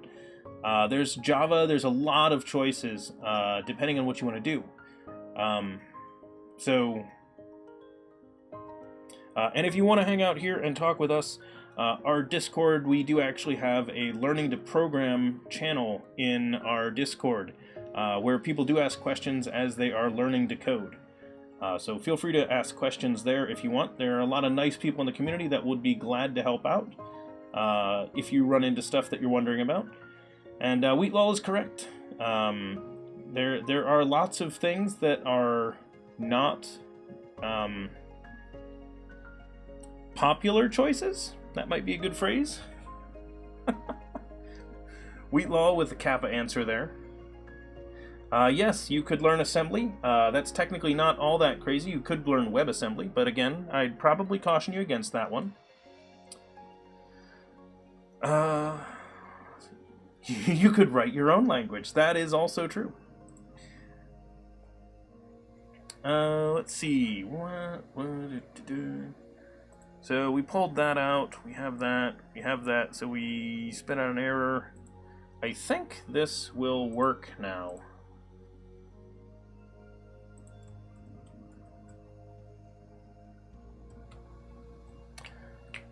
Nope. I forgot I needed to pass that in. So where is the constructor for this? It is right here. So we are going to get an iLogger adapter of type alias command logger. We're going to introduce right there, and then in addition to that, we're going to pass it to that one so that it can actually do that logging. And let's compile and build that.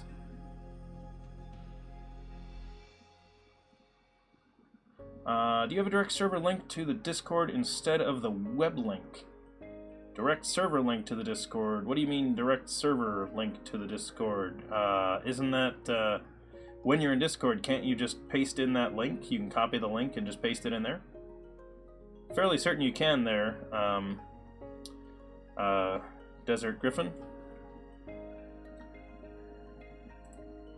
Okay, so the complaint it's got right now is the fact that it can't copy those DLLs while the bot is running, so I'm going to just kill the bot and we're going to start it over again. Ah, yes. I believe when you're in Discord you can just copy and paste in that URL, Desert Griffin.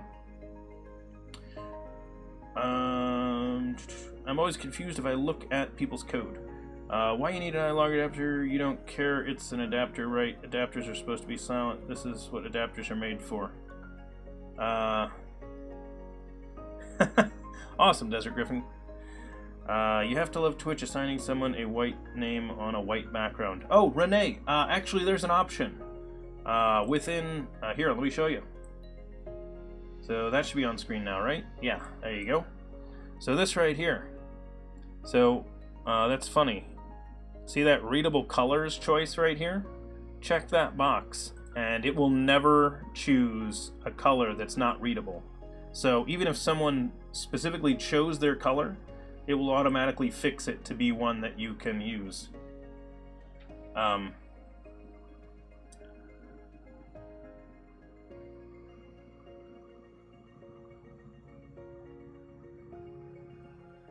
Okay, cool.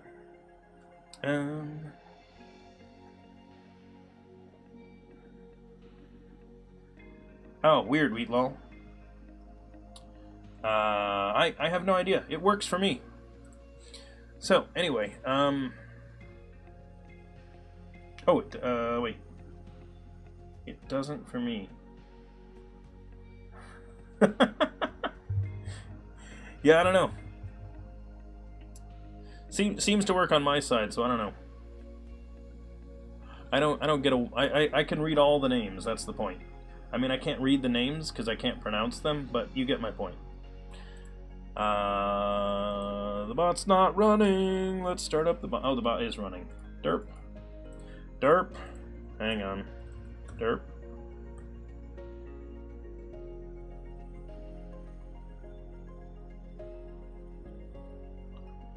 Do the same thing in the instance logger in each object instance.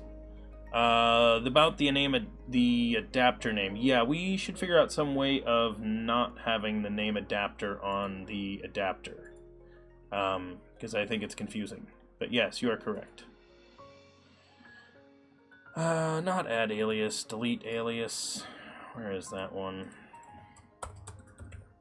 Alias operation. There we go. Token. Tokens. Add alias, tokens, token.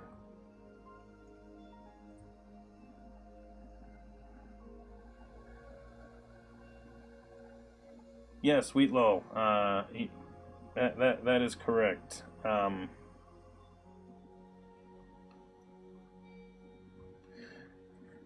It is a wrapper, so you work with that one instead of the other one.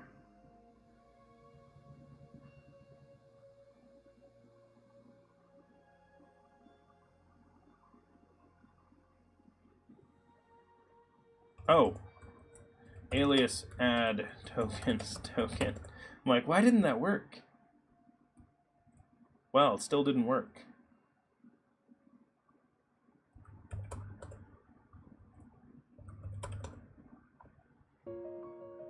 Hang on, what is going on? I'm gonna debug this. Something wonky is happening.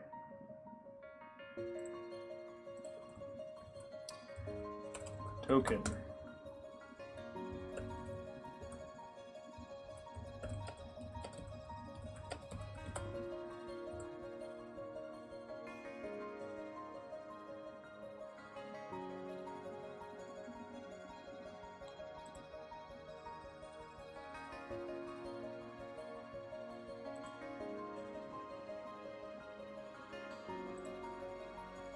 Interesting.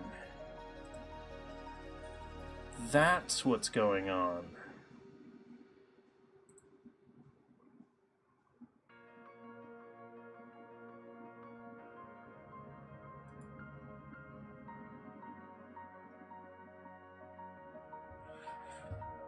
Okay.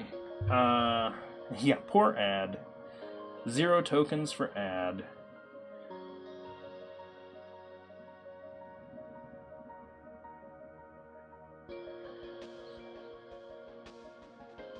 Huh. Alright, that's going to require more work to fix. Okay, sorry, let me catch up on chat. Sorry, guys, I have not been paying attention to it enough. VH Gunpeel. Hang on, you said something else. And instancing logger in each object instance.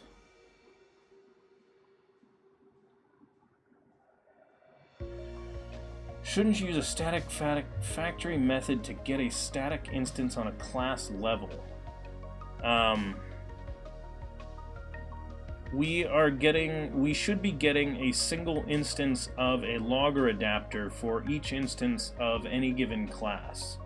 So that is how we're creating it right now.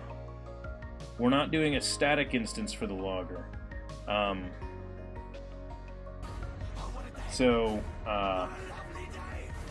Gosu, welcome, thanks for following, much appreciated.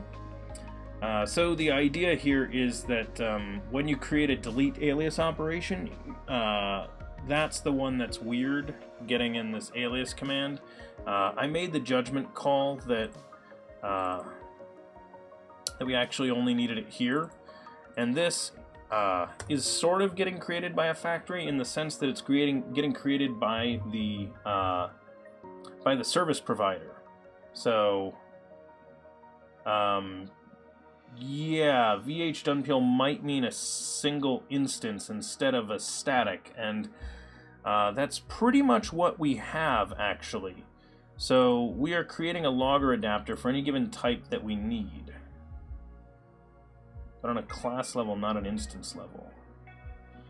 So VH-Dunpeel, we are creating, so there is only one iLogger adapter of alias command. There is only one of these when we run the code. VH-Dunpeel, if that's what you're asking. We only create one of these, or we're only supposed to. If it creates more than one, then that is a bug in our code. But that is the intention. Logger.getLogger class name. VH-Dunpeel, that's how it works. That's how it works, except we don't call it that way. We take it in this way. So the concept here, so VH-Dunpeel, I don't think you understand how our code is working, I think is the problem. We don't need to call a static like that. We actually have this through our IOC container. So we have inversion of control. We're not calling that. So what you're talking about is a static factory, and we're not using a static factory intentionally. So that is, we instead have an IOC container passing it in. Okay, cool. Awesome. Yeah, all right, cool. Yep, that's how it works. So the comment that Wheatlaw was making was actually in regards to our iLogger adapter name, in that this really is a wrapper around the Microsoft logger. So in that sense, we're calling it adapter because we don't want to use theirs, which we probably shouldn't have adapter in our name. So Wheatlaw is correct 100% about that. This probably shouldn't be called an adapter. We should probably call it something else. The problem is that iLogger is what Microsoft called theirs, so it's a big pain in our rear if we try to use it. Yeah, so I could use the same name. I could just call it an iLogger. And then in the place where we create it, iLogger is a bad name in the first place too. Okay, what would you call it? Instead of an iLogger. Big pain in our rear. That's true, Will. You are a big pain in our rear. Sorry.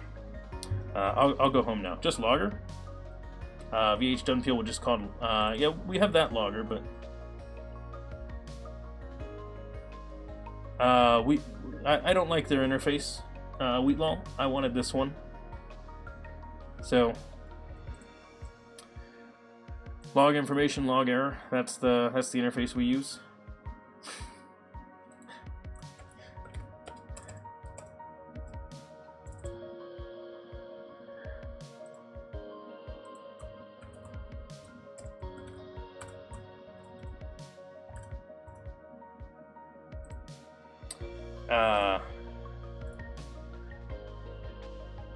Either way, that is not the thing I'm messing with right now.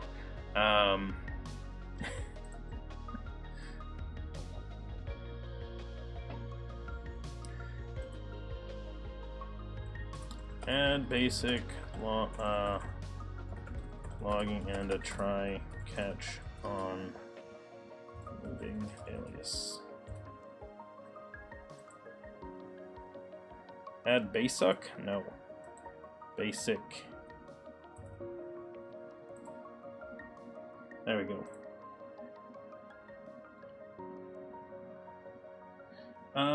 Just logger. Yeah, so Wheatlaw, what Wheatlaw is mentioning there is that in C#, if you're going to use an interface, it's basically a requirement from the community that you prefix interfaces with the letter I.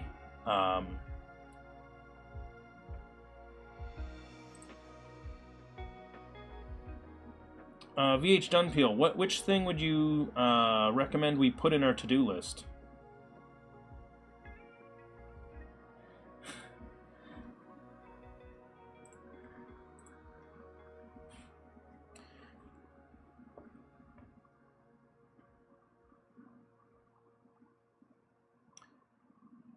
Oh, refactoring the names? Yeah, we can do that. Let's do this. So we'll hop over here. Issues.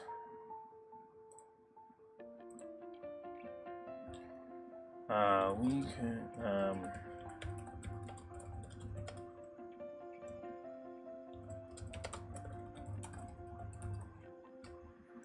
We'll call this a code improvement. This is something that anybody could work on, really. It would be good to have a better name for iLogger adapter and logger adapter in our code base, since they do act as wrappers around the Microsoft provided iLogger and logger. However, that's relevant to their use. Anyone calling them should not care that they're adapters. Adapting an interface. And that's lowercase I interface. Okay, the idea of an interface I stuff and implementation of stuff also bothers me. Sure, Wheatlaw, yeah. I don't know the C# conventions, but no basic clean code paradigms and rules. Should implementations have a more descriptive name? So the idea there, VH Dunpeel, is in C#, a lot of times we will create an interface that is sometimes unnecessary. So, for example,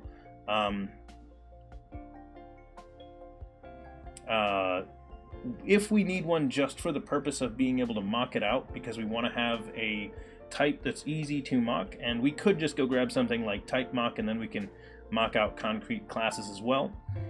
But a lot of people do like to make interfaces. And when we do that, we usually just match them with the existing one if there is just a default one. So if it is the thing. So in C# we have an iList interface that basically is a list and an array are either one. I never write stupid names, according to me. Yeah, so the implementation needs can use a descriptive name if it is important. For example, VH Dunpeel. I will give you an example from our code. We have a repository, and the implementation of that is an EF generic repo. I could have called it EF generic repository, but the name felt like it was getting kind of long.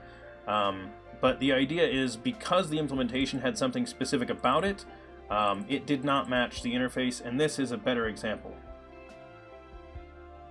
So,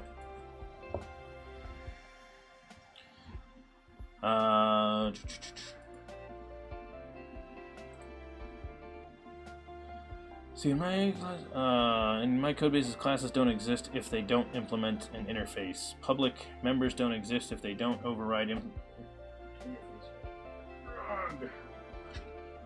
Sorry, my cat wanted to say hello. Until we look at the name a few months later, there's a hard... That's kind of funny, Wheatlaw. You could totally do that.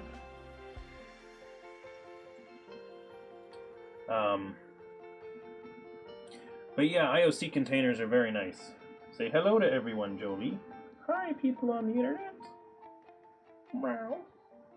Doo-doo-doo. Wheatlaw hates a lot of languages. You guys should know that. Including JavaScript and C#. Yeah.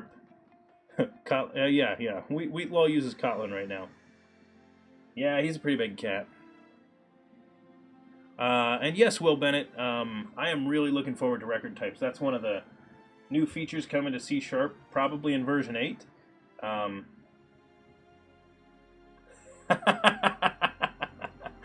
Yes, Wheatlaw hates all languages. We should clarify on that. Yes, you shouldn't put interfaces on structs. VH Dunpeel. C# was created to not need Java. But I would argue that Java was passed by C# a long time ago. And I think Uncle Bob is a great programmer. But you gotta remember, Uncle Bob used Java, not C#. So while I say that and I use C#, he uses Java. So I have a feeling there's a little bit of bias on all sides on that one.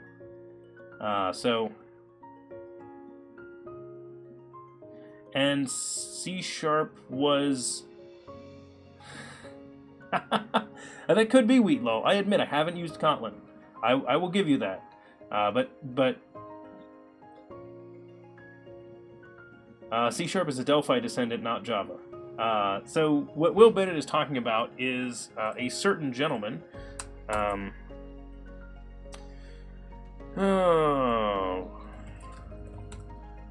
Let's do this real fast. C#, you will find this gentleman right here. And look, programming language, Delphi, C#, TypeScript, huh. Chief architect behind Delphi was Anders. Hey, look at that. And then C# development team led by Anders. Hey! I wonder if there's some coincidence there. Yeah. Exactly, Copious.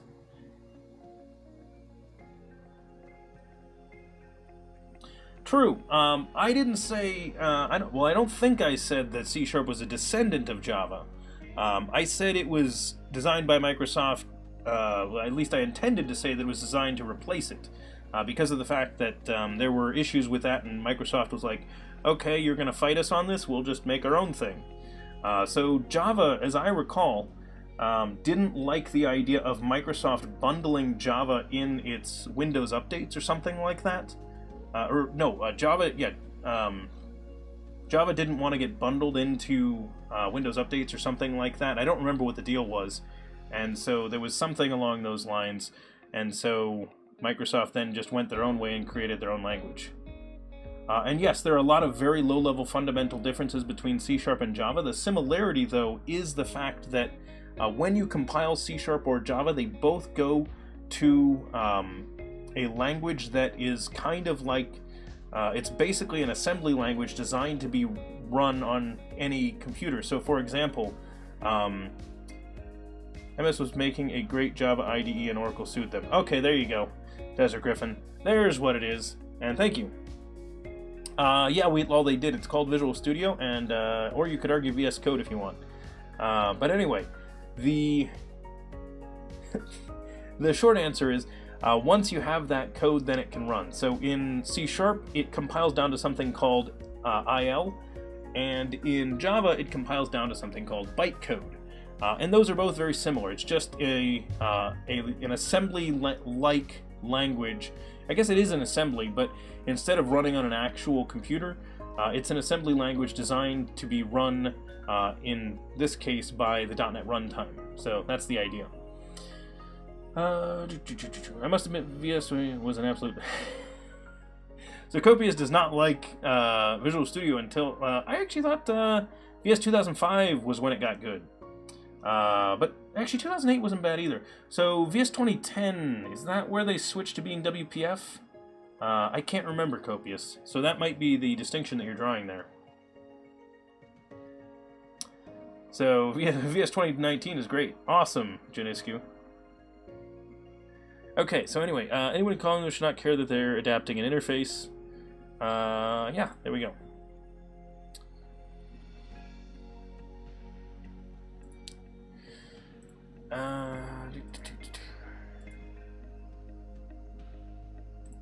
Fantastic.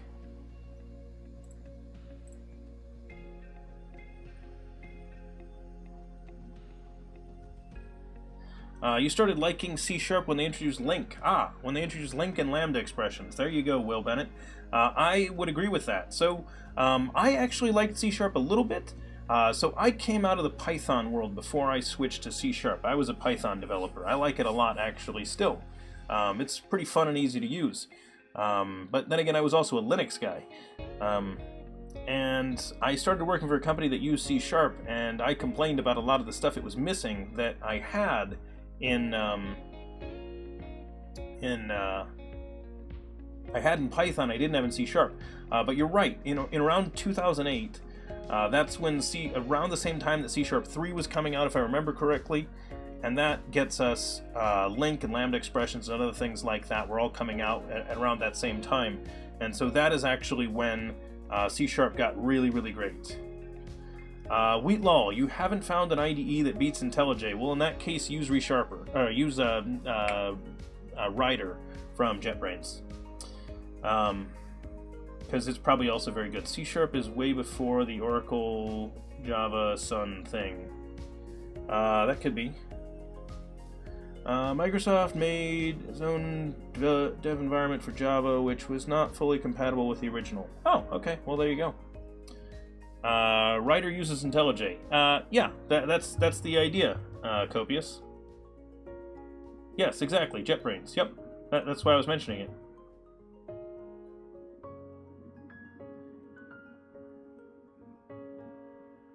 Well, keep in mind, Wheatlaw, that Rider is very new, so give it some time.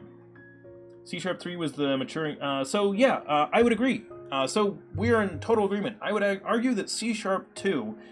So when we got to that point, 2005, that's when C# got to about the same level as Java, and C# 3 is when I would say that C# surpassed Java.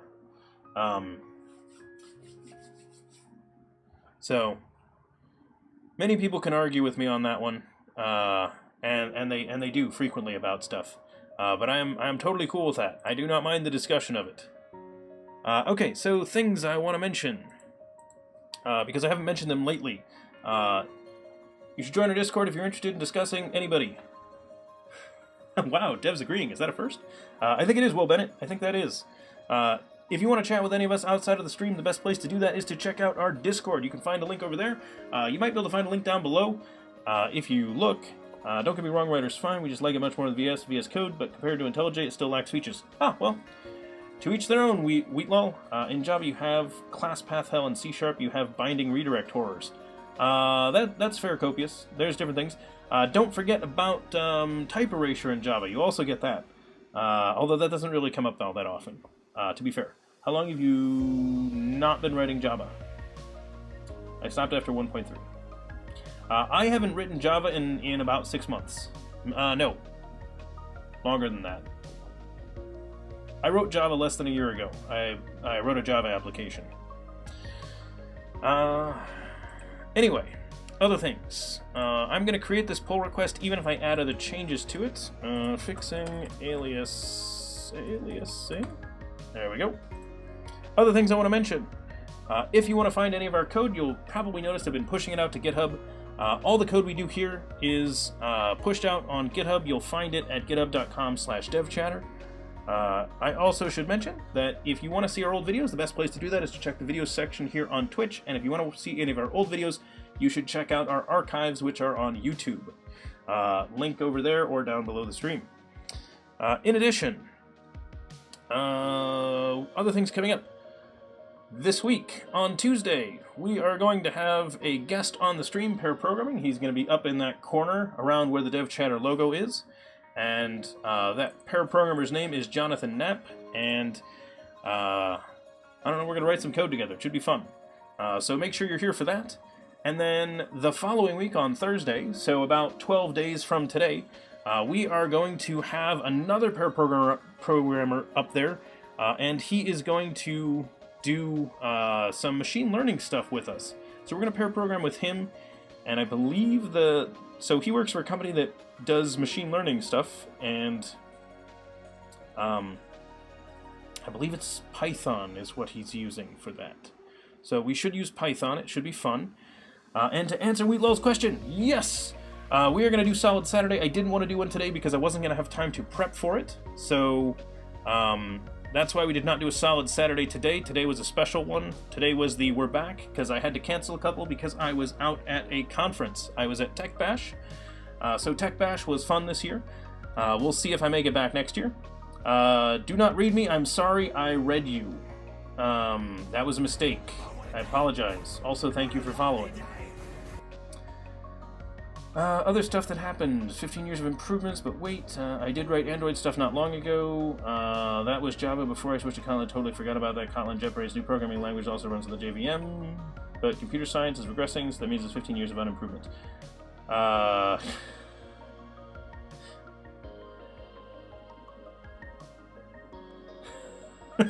Sorry about that, do not read me. I will try not to read your name or your comments. But I will probably do it anyway, because it's hard not to. Wow, there I go again. Crazy. And again. Anyway, so yeah. I love your name, by the way. It's pretty good. What do I want to mention? Oh, so that's the stuff we've got planned for this week is programming with Jonathan Knapp. I will schedule for Saturday a Solid Saturday, and I also want to do a one of the days this week, so either Monday, Tuesday, or Thursday. We'll have to figure it out. We are going to do some kind of programming exercises again. So it might be a kata. We might try a kata on Tuesday with John if he wants to do that. If not, we will do some kind of a programming exercise thing on Monday, Thursday, Tuesday, something like that. So, should be good. Might be Code Wars, might be Coding Game, I haven't decided yet, but it should be fun. Anyway, with that, I think we are going to wrap up here, so I want to do a couple of button clicks real fast. I want to click this one, and roll our credits. So I want to make sure that I thank everybody that was here and helped out today. So S&B, listed as the only moderator, but I know that Lucky Number 7 was here also. We had a bunch of nice people that followed us, thank you, and I apologize for assuming that you all are nice. But thank you all for those follows, it is greatly appreciated. We are well over 2,048, so we smashed that goal to pieces. And subscribers, Rubix and McCullen, thank you Rubix and McCullen for subscribing to the channel. Greatly appreciated. Please enjoy all of the emotes and stuff like that you get access to, and the awesome egg. Hopefully everybody had a fantastic stream. Let me take one quick second to see if there's anybody streaming right now that I want to send a raid over to, and we can watch them do that. Why? We might do Lucky Number 7 today. Might do Lucky Number 7. Is he streaming? It says he's... Wait, hang on. What? Hang on. It says he's streaming, but it also says he's offline. Is Lucky streaming? If he's streaming right now, sure, but I don't think he's streaming. I was mentioning to people, I try to send people to ones that I know and watch, and I'm like, yeah, this person's good. I like watching their stream. Let me see. Software development. Who is streaming? Who, do I know that person? I haven't watched that stream before, though.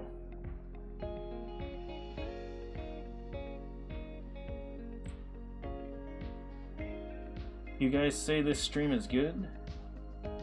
Whoa, man, he wasn't kidding. That is super pixely.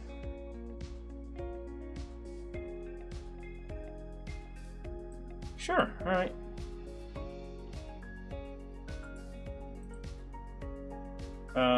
Did Lucky start? No, he didn't start, so...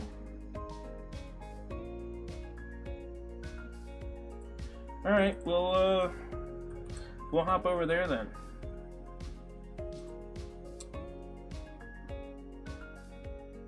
So, thanks everybody for hanging out today. Have a good one. Happy coding. I will see you all in 2 days. Two days? On Monday. So, on Monday.